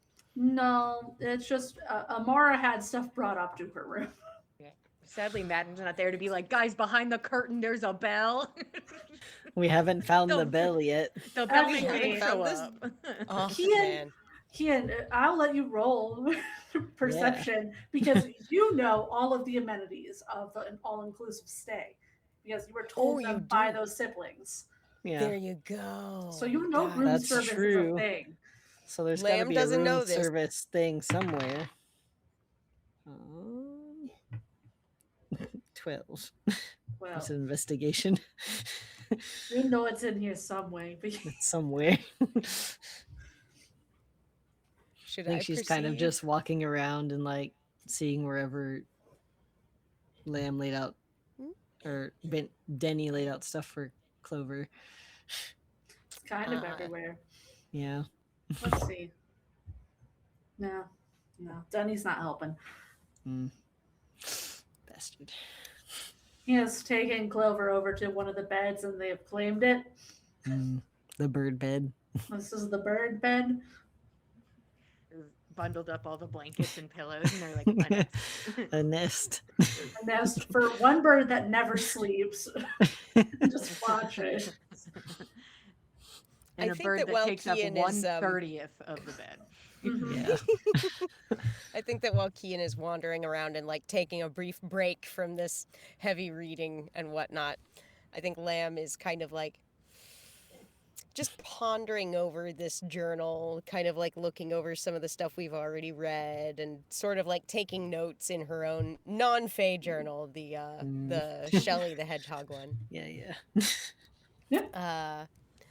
And I think she's also like occasionally like she's taken the little moonstone shaped into like an egg almost into her hand, and she's sort of fiddling with it, just trying to like center her attention and try and like feel out anything from this that may seem significant. I think she's just trying to invite a greater sense of attentiveness to this task, and trying to like channel her meditative practices that she learned through Ardat in order to lock the fuck in. Yeah, she is welcome to try doing anything she can to help lock in. At the moment, you aren't going to get any like visions or extra help. This is just a lot of info that you're taking in at the time, and you're going to need time to ponder over it, especially if there's something specific. Like prophecies are going to take a minute. Yeah, she's really just trying to take it all in and just be able to retain it and just have it to think on, and if need be to dream about later, but like she just wants to remember this. Yeah. You try to focus in. Can you eventually find this rope behind the curtain? Oh, It takes a moment, but wait a minute. Hang on a second. She will pull the rope, ring the bell, whatever it is. takes about 30 seconds for somebody to come knock on the door. That's pretty quick. Oh gracious, who could that be? Room Lamb service? just like looks up from the book, having not noticed Yeah. at all that Kian did anything to summon anyone. Kian will open the door for them. Did you need something delivered to your room? Yes, we were hoping for some drinks, actually. Anything in particular? Lamb, what would you like? Oh, gracious. Well, if you've mead, I'd like some, or some tea is also fine.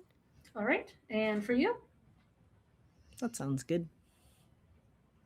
They will disappear and be back in about 5 minutes with a cart with both. Nice. Oh my. You have Why choose? quite the surplus. Oh, gracious. As you settle in to read the third chunk. The third chunk. The chonky chunk. I think it is safe to say that you are just going to start from the beginning since you aren't really sure where to jump Yeah. to find pretty exact much. info at this point. But after seeing how he wrote for the Boundless section, like you kind of got an idea of how easy it is to skip certain sections. Man does not write in full sentences. The only times you were seeing that was in that first pair, like the God section, where he was actually writing down full stories and information. Outside of that, it's not really written that way. It's not very lengthy in his words. Oh, gracious. Yeah, this makes sense. He's pretty Spartan with his freezing here. Gracious. Very, I suppose. yeah. And Makes sense. every now and then there are dates written. It's not like an every entry thing. It's more often there will be spaces in between so you can tell, this must be a new day or later on. So, not dated very well either. But you go to the first page and can easily make the assumption that this part started right after he made his oath 10 years ago. He has notes about that he's been given this power for a reason, a chance to change things for himself and others at the temple. I need to leave to test what she's given me and start gathering information. How to track it? Separate section for the gods? Can start with what's left in the temple and then the library and Moloch. I'll take what I can with me. Saskia and Tortul can handle watching the younger kids. And then there's a space. Never realized just how close the Boundless were to the city. Constantly a large group of them blocking the main bridge, across the river, try to get a view of their town. Not easy with the wall and the lookouts. I'll head north. Help some villages, test how strong they are in smaller groups. There's another space. Stopped in a village, by stream. That's the name of the town. A small guard force, if you can call it that. Having trouble with wildlife, creatures from the river. Another space. Heading back to Sealock. I went to pray after the fight. There's some dots on the page and some smears of ink. Don't know what I expected. The town, they reacted so quickly to it. Next time I'll make sure there's no one around. Find somewhere dark and secluded. Need to get stronger and improve my equipment. Definitely need better armor. Another space. Saskia was able to fix up a new battle axe and some armor from the old training room. Should be better than what I was using. She's planning to leave in the next few months. Says she's heading to Crossbower, then Amberwater. Tortool is staying behind for now to watch the kids. There's another space. Following the road towards Skornach, I was setting up camp when they attacked 2 Boundless members. Didn't hear them. Didn't know they were there until a bolt hit my leg.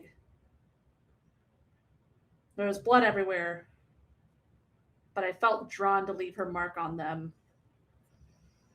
I moved camp. Another space. A crow woke me up from the nightmares. I remember being coated in blood, listening to the crunch of bone and screams. No way to escape. Then I'm awake, bird pecking at the healing cut on my hand. It's been a full day and the bird is following me, mostly sticking to the shadows of the trees. She looks like a Bronwyn to me. Another space. From there, the entries continue for a while with notes of each group of bandits he encounters, and from him stopping by more villages over the years.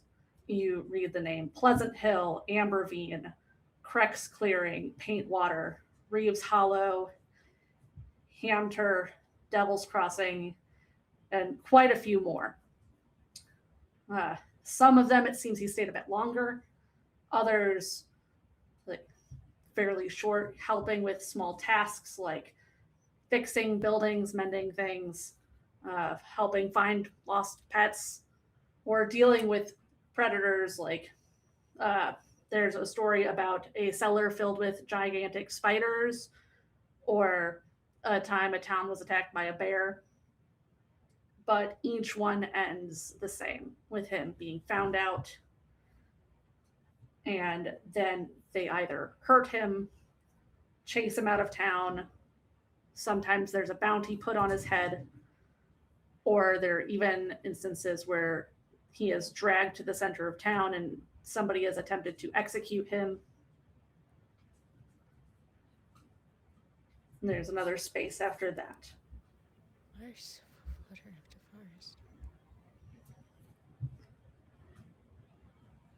This covers about a year of time, these towns he is visiting.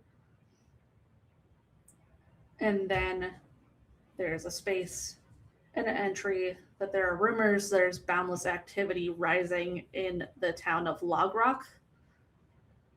He is going to scout the area for a few days.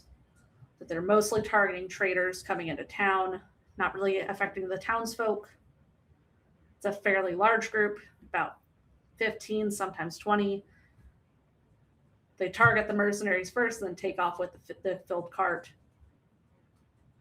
Writes off to the side. We'll have to take out either the people they leave behind or follow the cart to cut down the numbers. Then a space. They're no longer a problem. A group of 5 adventurers showed up to stop them. And he lists the names Calder, Evka, Droger, Clara, and Rowan. They were overpowered by the number of Boundless. I stepped in to help. They invited me for drinks and asked if I'd like to join them for a bit, see if I fit the team. You then see entries of, it seems he did that. He stayed with them for some time, going to smaller towns mostly, helping out people. But there's no more mentions of him revealing that he is a follower of the Morrigan in any way until you get to the end of that year, where you see written out the day after he told them and sent him away. After this section, you kind of see how he has structured this journal, because he has been hand binding it. It seems like he is able to add pages after the fact, and also has included some pages directly after, one about each of the members. So first you see an entry, like there's a series of entries where he makes a note about being back in Moloch, having received something from Rowan. The last one is this newspaper clipping. But they seem to be well. Probably must have been Evka or Clara's doing to get them there and back safely.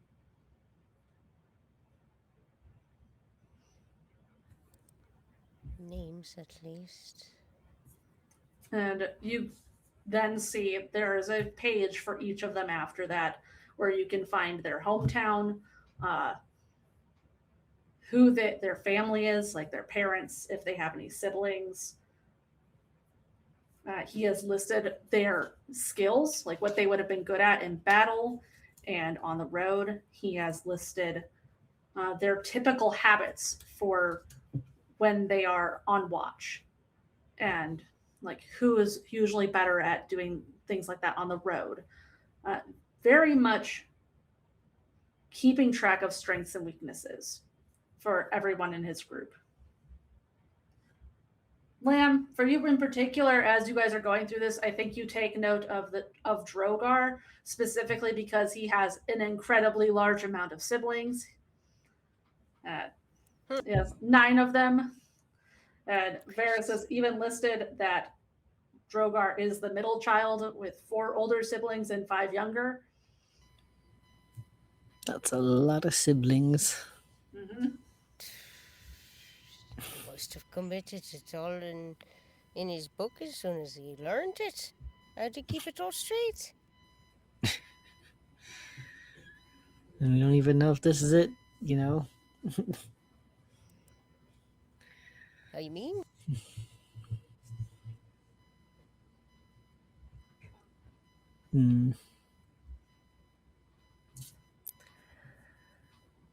That's sad, though. Tis. I didn't like how it all shook out with them. No. Didn't think it was fair. It was interesting that he kept up with them, though. Yeah, from looking at it and the notes that he has written about, like what he's received from them, it seems like that group moved more northward. So a lot of what Rowan has sent them was from either the bog or where you are from, Kian, that country. Yeah, that's definitely familiar. Okay.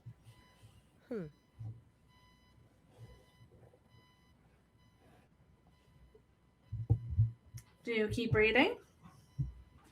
Yeah. Yeah. Take a sip of tea, babes. No. Mm-hmm. Literally. And a chaser of mead. Mm. And you keep going. It seems that after they kicked him out, he makes a trip back to Moloch for a little bit and checks in with everyone there. Tortul is still at the temple watching the children. And We didn't meet this person, did we? you not? Just a new name. Yeah, I was like, this name, I don't think it's familiar. It's I not was gonna familiar. say. Tortul. And Perhaps someone we can ask about later. He then makes the trip across the country to Amberwater, meets up with Saskia, and tells her that he wants a mode of transportation that doesn't rely on people or animals. Makes a note that he showed her his skateboard from when they were kids. Saskia improved it by adding a magic infused sword. We know what happened after that. At the time, he did stop by and visited the Adventuring Guild. Wasn't impressed. Yeah. And then No, but he goes back to Saskia before leaving town and asks her to visit the temple to set up a new training room.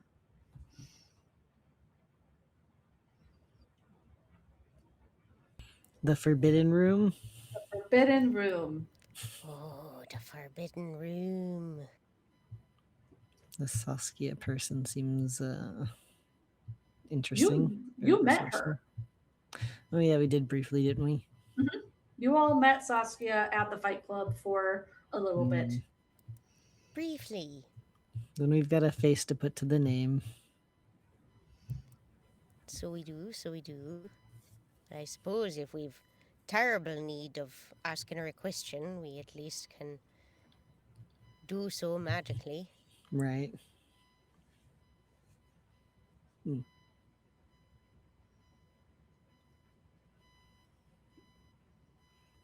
I'll keep that in mind. He then, throughout this, there are counts of him facing more Boundless members. They're just throughout this, he comes across them throughout these travels and makes short notes about it. Nothing as detailed as that first encounter with them. Noted. He gets back to Moloch and then to Sealock. Works with Saskia to set up a training room for himself to start getting stronger since he can't rely on others anymore. Fair. There is a good chunk of time, you think, where he wasn't writing, perhaps about a year, where he was probably at home or at least only nearby, so there was not much travel to write about. Yeah. And then at the 7-ish years ago mark, you think, he simply writes, a new kid showed up, Kelpsy, 6 years old. A child. Kelpsy? Mm-hmm. You've all met her. Yeah, I was like, was that the one we met or we heard about? Okay. You met her. She was the one who definitely didn't do anything with Sylvie. Right. Definitely not. A wee Kelpsy. Mm-hmm.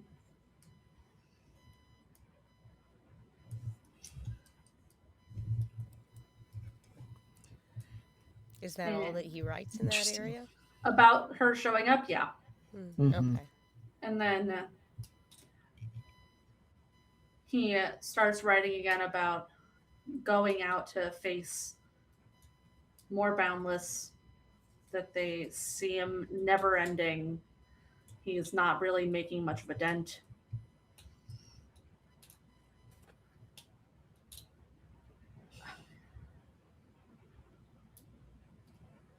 He writes, I've spoken with Nevin.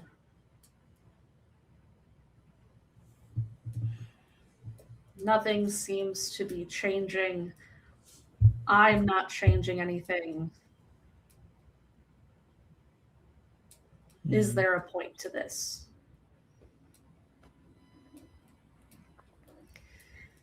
Oof. Can definitely see why he was feeling helpless there. And it makes sense looking back. Poor Yeah. man must have felt he was going mad seeing him coming back in strong as numbers as he ever saw him, no matter how often he cut him down. Right. Small Oof. wonder he didn't feel very bad about it after a while. Yeah. And it kind of continues like that for a few months. Mm. He makes notes about how he spoke with her again, Nevin, that he can feel a strain on his magic, and that she said that he could go if he wanted to.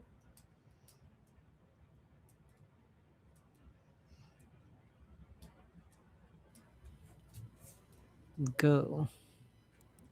As in leave her service or leave the town? Leave her service.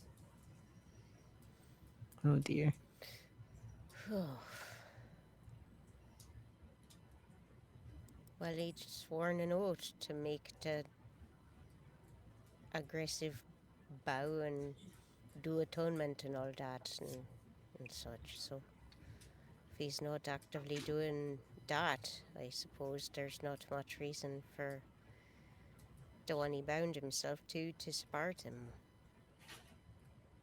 Yeah. I guess she didn't think he was strong enough if he couldn't make a difference, but it wasn't his fault. I wonder how much she knew. Clearly not enough. Well, Defee know a lot, but I suppose there's enough that they share as secrets between them that there's skullduggery still to be had.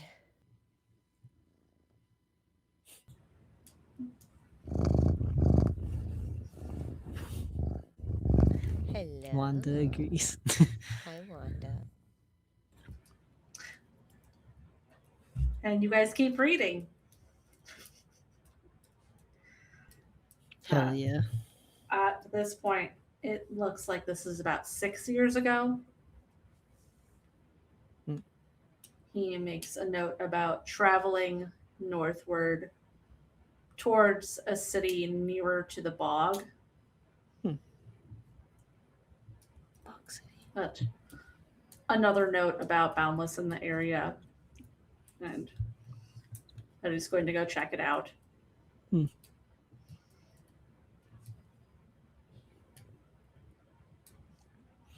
Well, So I he's suppose been that's a near the place to bog mark on the before? map. Mm-hmm.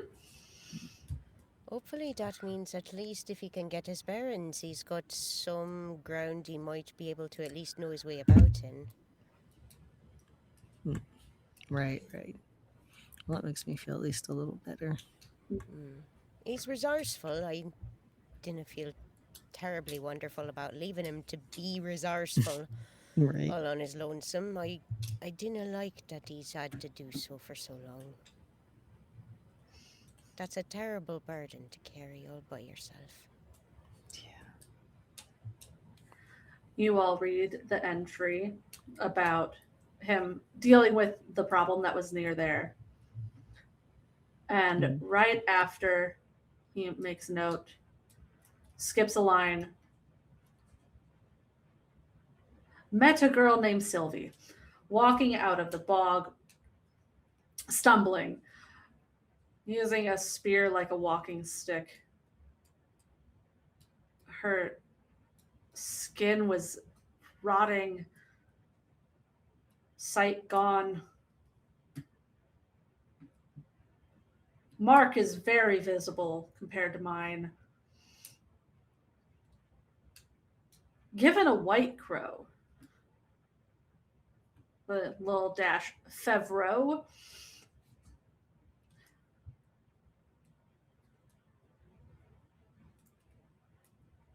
hasn't said much about why she was traveling there. Said the name Silrith.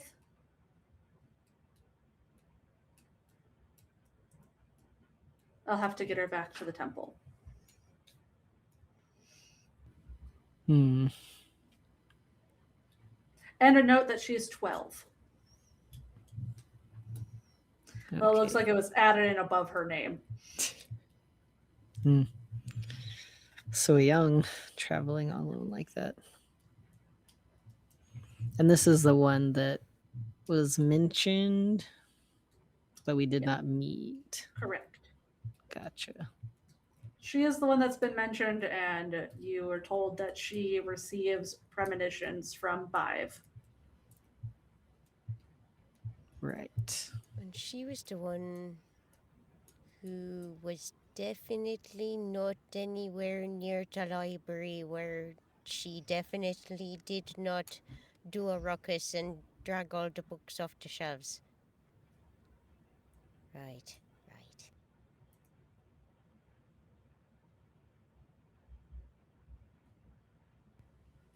Hmm.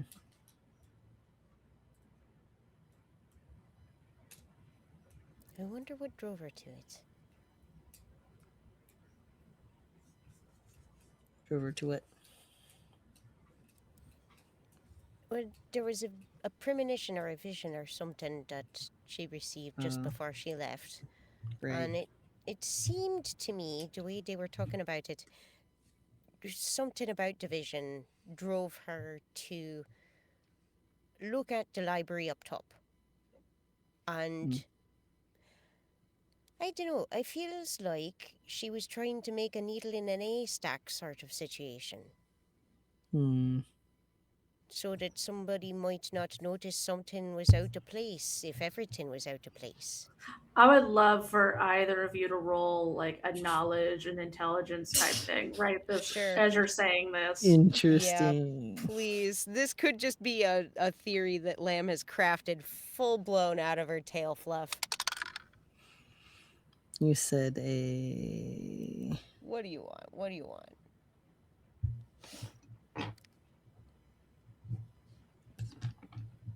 I take intelligence in general. Just a flat intelligence roll with my general. -1? Yes, No. please. You got two it, of you. Boss. That's true. 17. All right, give me a second here. I'm burning a lucky on this. That's Oh, much wait, hold better. on. Okay. My brain, yeah, 17. Yeah. I got a 17 on the dice. -1 is 16. So. Hey, Kian, you realize a second before Lamb that based on Varys's description of how he found her coming out of the bog, something's wrong with her eyes. Yeah. And finding a book in a library like that would be incredibly difficult. Hmm. And you keep reading. It continues on that he gets her back to the temple, and it takes some time, but he is able to help cure her of whatever disease was going on with her skin, but her eyes are not fixable. And that he doesn't know how she can go out in the world with a mark on her face like that and not have people know. Right. Oh, our brand was put on her face. The poor child. He stays with her there in the temple like for a while. It seems like he was helping her train almost, that they were learning together. Training montage. During this time, Kurt arrives at the temple. And it seems Tortul leaves. He is no longer staying to watch the kids. And this is the first time you see Rico's name pop up, that he kind of, as the oldest kid there, takes over the role of kid watcher, even though he is still very young. He is like 12, 13 at this time, same age as Sylvie.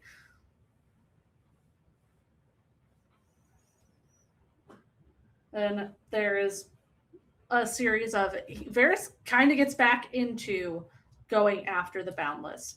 The notes start picking up. He seems much more interested again in this mission, and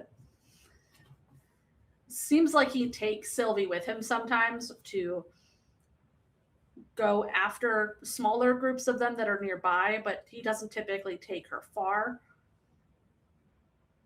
And then there's the entry about him coming across Amara on one of his longer trips. And of course, a wonderful note added in the margins about how letting her go was a mistake. She put on a really good act and is still out there recruiting people, and that, you know, all of these, the Boundless in general, need to die. Oh no, he wouldn't know about the mind wipe. Nope. Oh, and he thought that she was just lying. Oof. I thought she was fibbing to his face. Oh And dear. all along she I didn't mean, even know. Oh, it's can't horrible. blame him for that. Yeah. What a mess. This Dermot fellow, I'm not sad he's gone. I didn't like killing, but I'm not sad he's gone. Oh. Needed to happen. He was doing far too much hurt. Far too much. We'll be cleaning up a lot of it for a long while yet.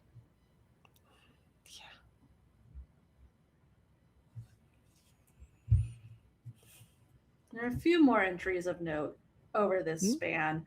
So much about facing Boundless. Yeah.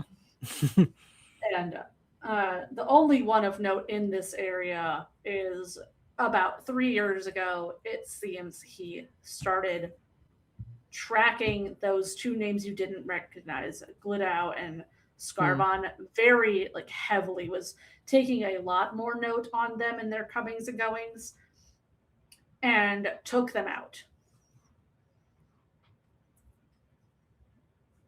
And those had been lieutenants of Dermot, is that right? Yes, that he was able to kill both of them. Wow. Powerful man. But that was multiple years ago. So you both can assume they had a chance to come back. Mm-hmm. But there is no other note. You two never met them. They weren't generals again, at least. Right. We didn't cross their path, probably. Huh. Immediately after that, there is a note that he woke up with a cloak next to him, made of feathers, with Bronwyn sleeping on top of it. The next day, he woke up to that. A gift, maybe? A gift. Around this time, another kid arrives at the temple. Her name is Ina. She was 12 when she got there. Did we meet Ina as well? She was there. I think you got her name, but she did not really talk. I think she was the shy one that said that she could read. Yeah. Yeah. That would make sense. Yeah.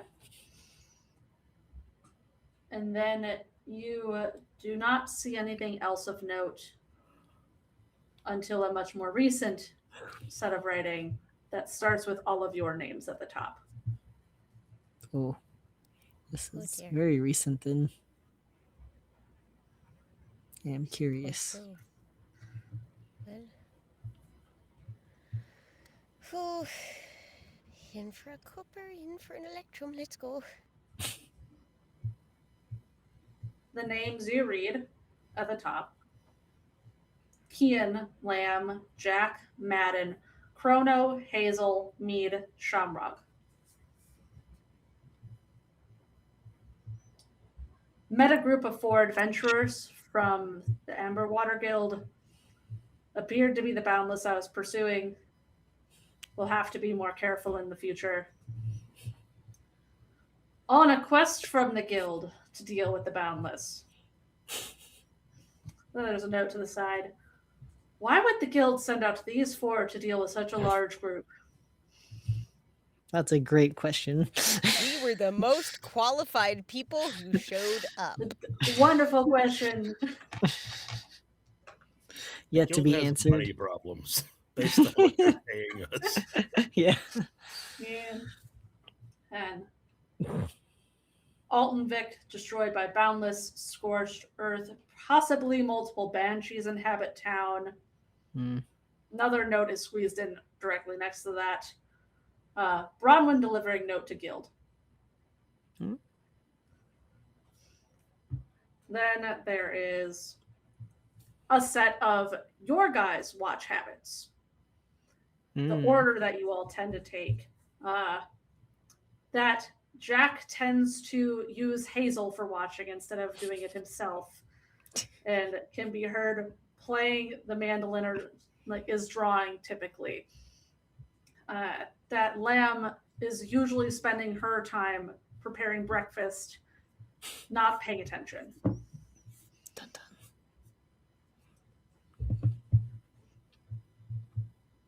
Reach crossbower. Bird people, watchers, eyes of the Fae have been following the whole time. None of them seem worried other than Lamb. Concerning. Why are they being followed? Is magic making them not worry about this? No, it's just ignorance. There's another little jump. They're a kind group. Give gifts to people they barely know. Help orphan children. Not a common sight. They're vulnerable. Easy to use, trick, and manipulate.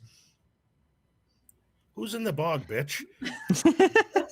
Hey, my boy really failed one saving throw. He really failed it and got taken away. What can I say? He's been gnashing his teeth ever since, I'm sure. Hey, you roll one natural one for your NPC, and it just so happens to be a really important save. Anyways, they seem hesitant to open up. Perhaps since I've not shared Nevin's name, there's some words scratched out in that section. I'll tell them. He needs to see how they'll handle it. He then makes a list of a bunch more names, everybody from Theon and Granya's team meeting that you all spied on. Yeah. And with notes. They're also planning to take out the Boundless. What do they gain? Reynauld, Boundless member, will have to deal with him later. Jot that down. Got to see Saskia. She seems troubled. Need to follow up on verdigris travel. Potential leads on removing Madden's curse. Nevin seems to think I could learn this. There's a Fey entity, Meliora. Letter from Grandma C? Who is this? Zedekar? Associated with the prison? And then heading towards Galenva, then to scope out their town. Then that is where it stops with actual entries. After that, there is a page with each of your name at the top. Oh no. And information about you. It starts. The first one is Kian. It has the name of your mother, Bedelia, cleric of Aravid. Gets distracted on the road, searching for plants. So sue me. Yeah. How does Aravid and her chosen child fit into the grand scheme? When was Kian chosen? There's a note about Connor, the ex. Terrible guy. We took a walk to pray. More crossed out words. Kian gave me a salve to help with the scars. Then the next page has Lamb's name on it. It starts with a bunch of names. Her pets, Mead, Shamrog, all of her family members written out with her dad's names and then her siblings by birth order. The archdruid's name, Ardith, and her girlfriend's name, Liliana. He is keeping track of every name. He's paying attention. He has down that you are from Bombini Grove. Writes, follower of the Dagda, not traveled much compared to the others. Naivety a hindrance or boon. Hasn't been eating much since we started traveling. Highly concerned about hawthorn trees. Why is she hiding that she knows there's a large grouping of them? Seems to be opening up. Introduced me to Mead. Jack's page, incredibly short compared to the others. Familiar's name, Hazel. No mention of family or home. That he's a traveler. Likes to drink. Has he seen anything that could answer some of my questions? Can I trust him enough with my secrets to give correct context? Seems confident in knowledge about Fae. Where is his magic from? Is there a connection to the gods that he's hiding? What might it be? Valid musings. Mm-hmm. And then you get to the... Bitch. He's so messy. He's writing notes about everybody.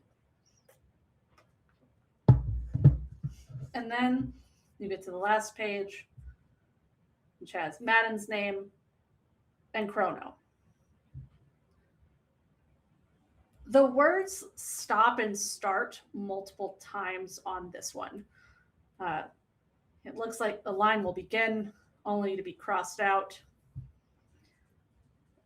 followed by multiple dots of ink, kind of like he was tapping the page with the pen.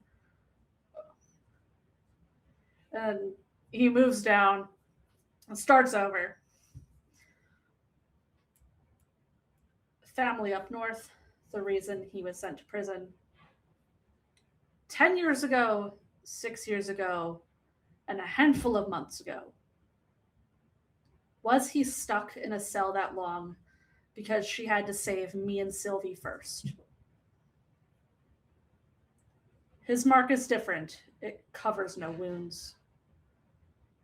I'm glad he didn't have to die to receive her gift. Nevin, forgive me for almost killing him. He hasn't told them.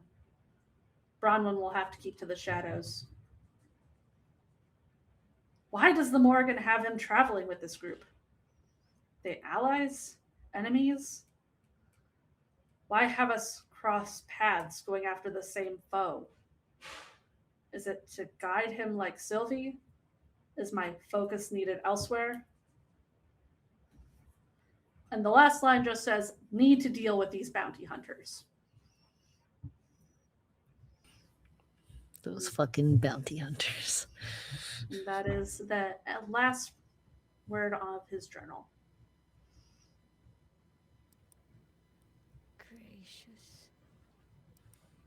I think Kian's just staring at Clover.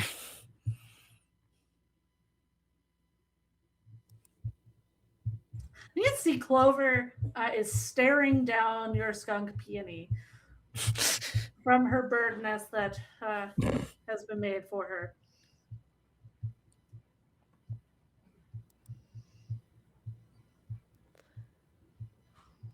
I don't like the way she's looking at her. It's probably not often she's meeting a skunks, not stumping up all fierce and impatient and all. You ever seen a skunk? Oh Try yeah. and push her up and... I haven't seen Peony do that, but I haven't either. Peony seems right sweet. So I think perhaps maybe Clover's just not sure what to do with her.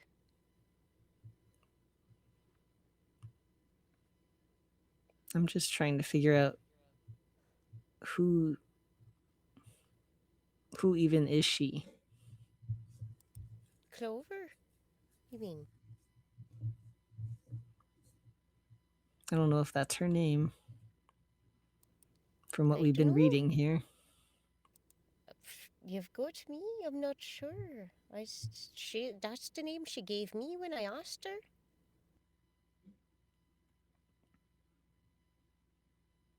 And she was rather rude when we first met her.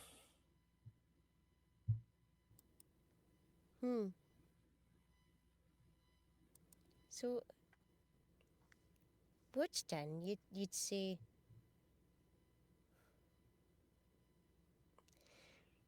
What do you think of all this?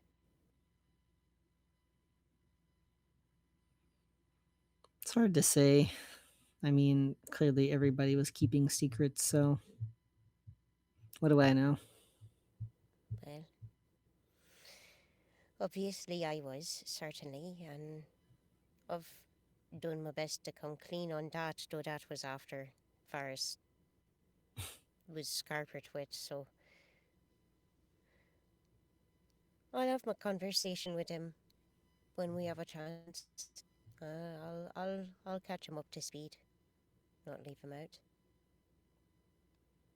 Fair.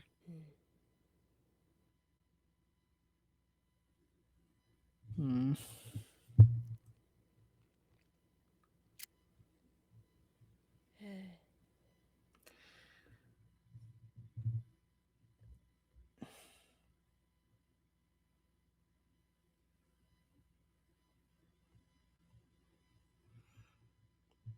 Well, this has definitely been enlightening. It's certainly Though a fair bit to consider. now I'm wondering myself, why are we traveling together? Well, it seems to me, for the moment, our purpose is in trying to right what the Boundless set wrong, which seems to only be a good continuation of the quest we undertook in the first place for the guild. I still want to find out what's wrong with... Well, I want to learn about rituals to try and make my village safe, but knowing now there's a village not far from mine what was known to the Boundless in their records, I don't know, it could all be stranger or worse or already being worked upon. I dare not even think. So I don't know. It's... Well, I hope For that's my not the part, case. I hope not too. Gracious, there's just too much to think on. I don't know. I feel that we're joined in good purpose, at least so long as we're trying to help people. And I think that there's more that we can do together as a group to help people than each of us alone. That's what I'm hoping is the truth. I'm not sure where the line blurs between helping people and stopping people, or whatever they're calling it. Right. I'm not sure where the line is on that either. And it's been difficult.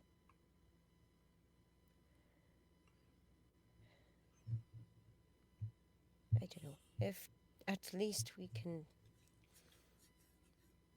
safeguard as many innocent lives as we possibly can, I think that's perhaps the best that we can hope to try. I hope, but it's okay. It's killing me. Can you talk to Clover? All right, sure, I can do that. Lamb will go ahead and cast Speak with Animals. I'll need to double check and make sure. Is that a single target? It's on self. Cast of a ritual.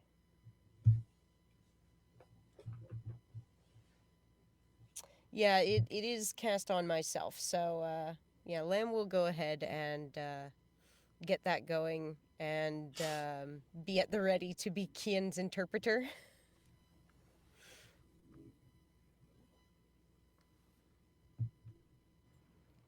Clover, I'm sorry to trouble you, and we'll try and keep it quick, but Kian had a couple of questions, if it might be all right if we ask.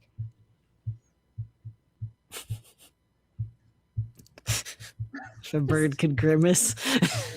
You feel the anger. You can roll persuasion. Let's go. Okay, I'll do my best.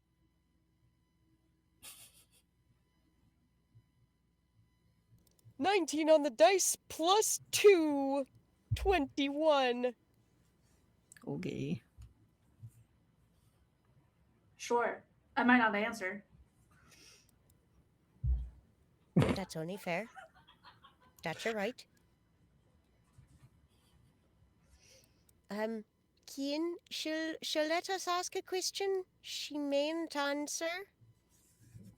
But Why'd she lie about her name?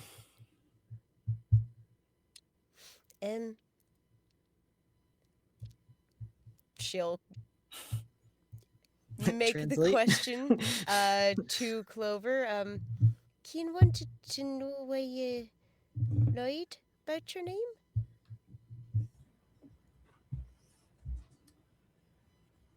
You didn't need to know it. We didn't need to know it. No. Hmm.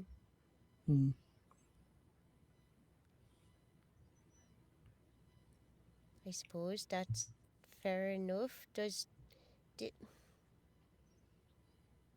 So Madden knows you by a whole nother name, is that true?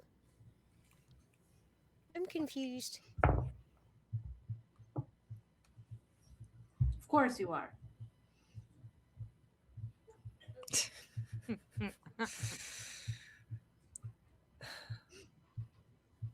So you're his protector?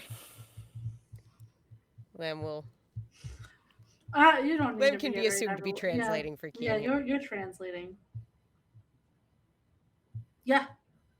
I kept him safe from both of you. Seems you did. We never meant him any harm, though.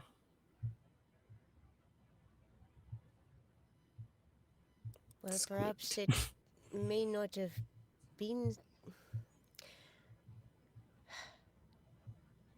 If we'd not known as much about Demargan now, Den, I mean, if we'd learned that Madden was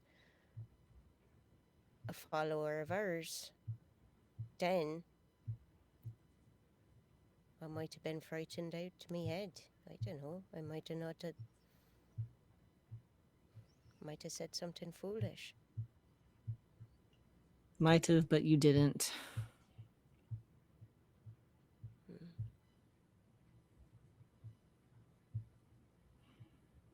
I'd like to think that. I just don't like the lying. I don't appreciate that of her. Don't appreciate that of him. How are we supposed to trust each other if we can't?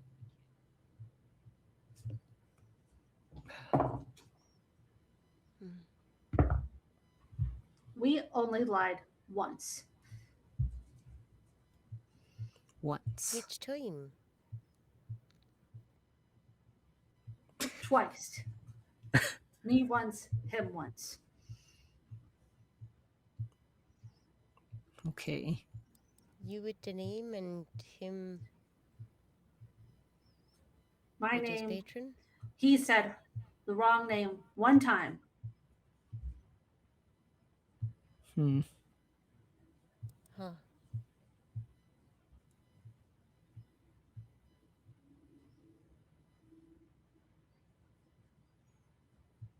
A weird mistake.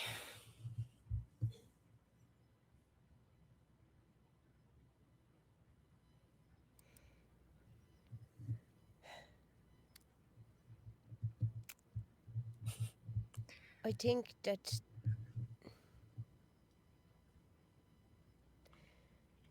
there's a lot on this that we'd best think carefully, Keen. Mm. I've no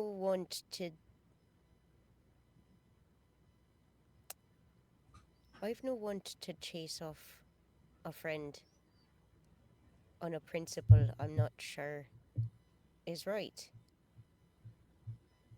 I did fear to Morrigan, and I still do fear much of what she stands for, but clearly there's more to her than any story I ever heard growing up ever gave me to understand. There may be parts of her Yeah. power that are terrible, aye, but there's other parts that care and nourish and tend to those that others forget. How else would orphans wind up at her door so often? Right.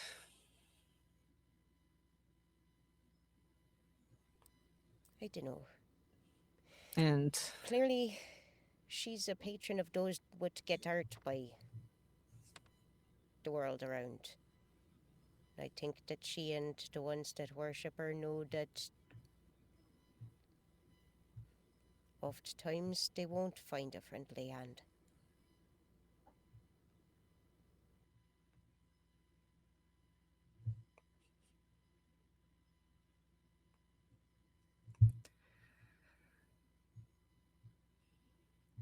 yeah, I. You've only lied the twice.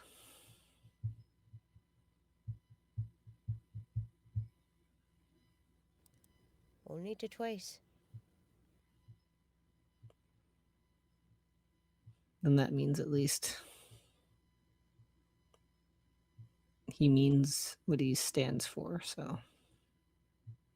Which mostly seems good. I think so. I won't lie and say that his viciousness doesn't scare me sometime, but I do believe he's trying to do good. I believe that with all my heart, and I believe he believes it too.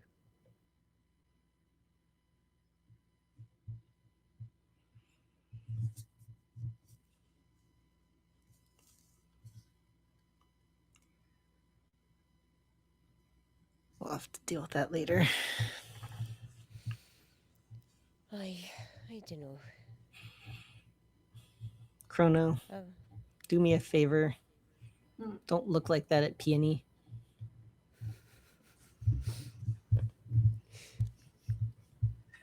She'll look at Lamb. She started it. What did Beanie do? She looked first. Beanie, what you looking at Chrono for? Lamb's got can't speak with animals cast. She can ask Peony. She looked comfy. Were you wanting a place to sit? Like the nest looks comfy. Did you want to But cuddle? also, like there is a bad vibe over there. But a nest sounds good. Well, perhaps Kian can set you up with a nice nest all your own, perhaps. I can absolutely do that. She's doing that right now. Hell yeah, hell yeah. Clover will look back. Let me out. All right. Happily. She will go over to the window and wait for it to be opened. Kian will open the window. And she will fly over and tap on the window to Amara and Madden's room until let in.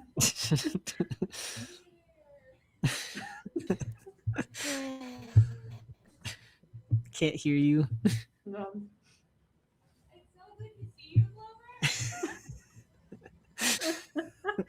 she'll go inside and join that room instead. I can almost hear him.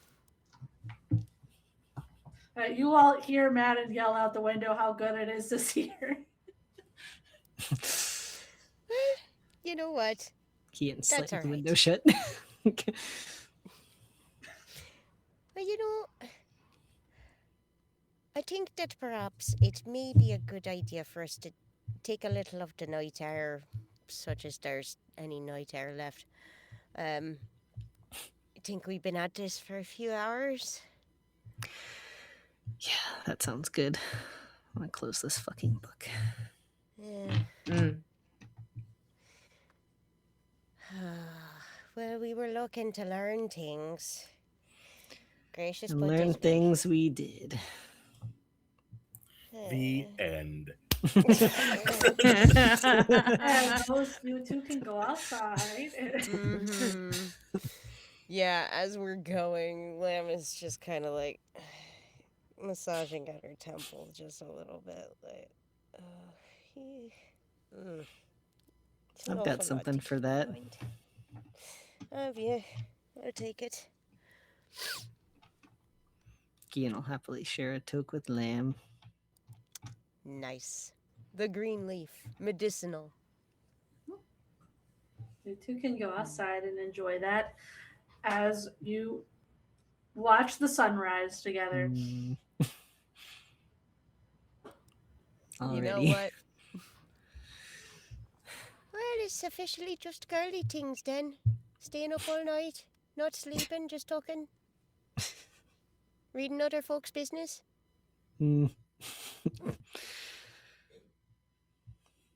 Yeah. Lamb will wrap an arm around Kian's shoulder comfortably, companionably. Welcome to the club.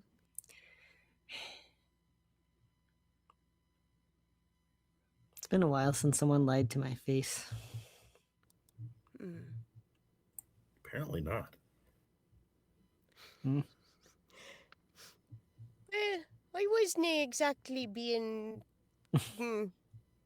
I was more omitting things and dancing around things than lying outright, but I'd not say I was being terrible truthful with you, Kian. Yeah. Suppose you're not off the hook either. I'm sorry. I really am. Like I say, Ardat was very strict. They were very careful to emphasize to me that it was dangerous to let too many folk know too soon about all of this. It was a risk to take someone into confidence too quickly. And I'd not been out in the world that long. You lot seemed right pleasing and gentle and kind and all. Lamb, I don't blame you. I can understand you wanting to protect your people and being unsure of who to trust. You're a new friend, so... I wanted to take you lot into my confidence. I really did. Quite soon, quite early, and... We got there. We did. And I'm glad. I don't know, I understand you feel hurt with all this with Madden, but I think there was a reason he was lying. I think he was trying to protect himself.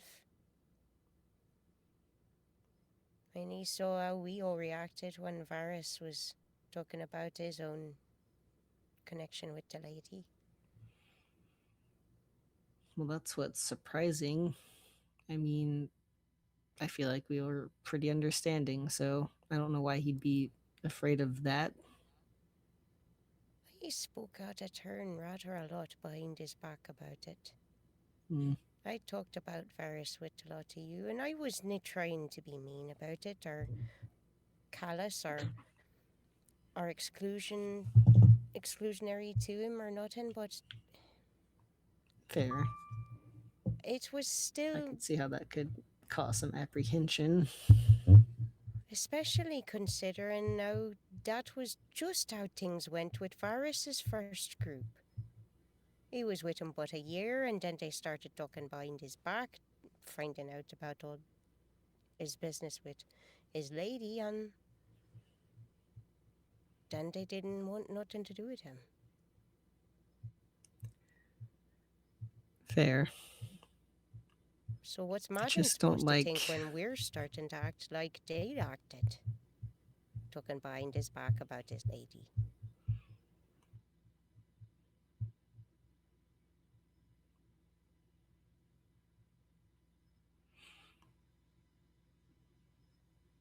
I just don't like that he lied about following Aravid and then going along with whatever I said and letting me look like an Think it idiot. was easier. Think he thought it was easier or felt it was easier, at least for the time being. I don't know how he expected it all to come out. Maybe he meant to tell you sometime when he finally felt comfortable. But who knows Suppose if we'll he... see. What do you mean to do? I don't know. Perhaps think on I'm it. too tired to think about that right now. That's fair. It's been a long night, and gracious, we've got a party later. Yes, we do. Oh well. I'm glad to have learned as much as I've learned with you, Cian. And I hope that, come what may, our friendships will all be good still out the other end.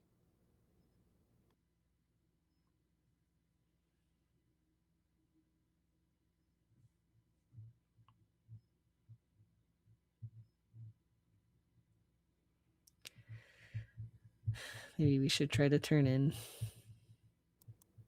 Perhaps, at least for an hour or so. We'll at least know for certain we could ask for our breakfast to be brought to our own beds. That's true. I might enjoy that, actually. No cooking for you today. I think just... guess it was... I might need to take a break from that. Yeah. Okay.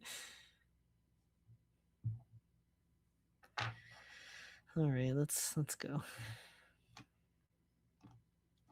I went to bed. Thank you very much for that. Honestly, my headache's most gone. Think I'll sleep a good while. As long as you can. Till we're called. Duty calls us. Gracious. All right.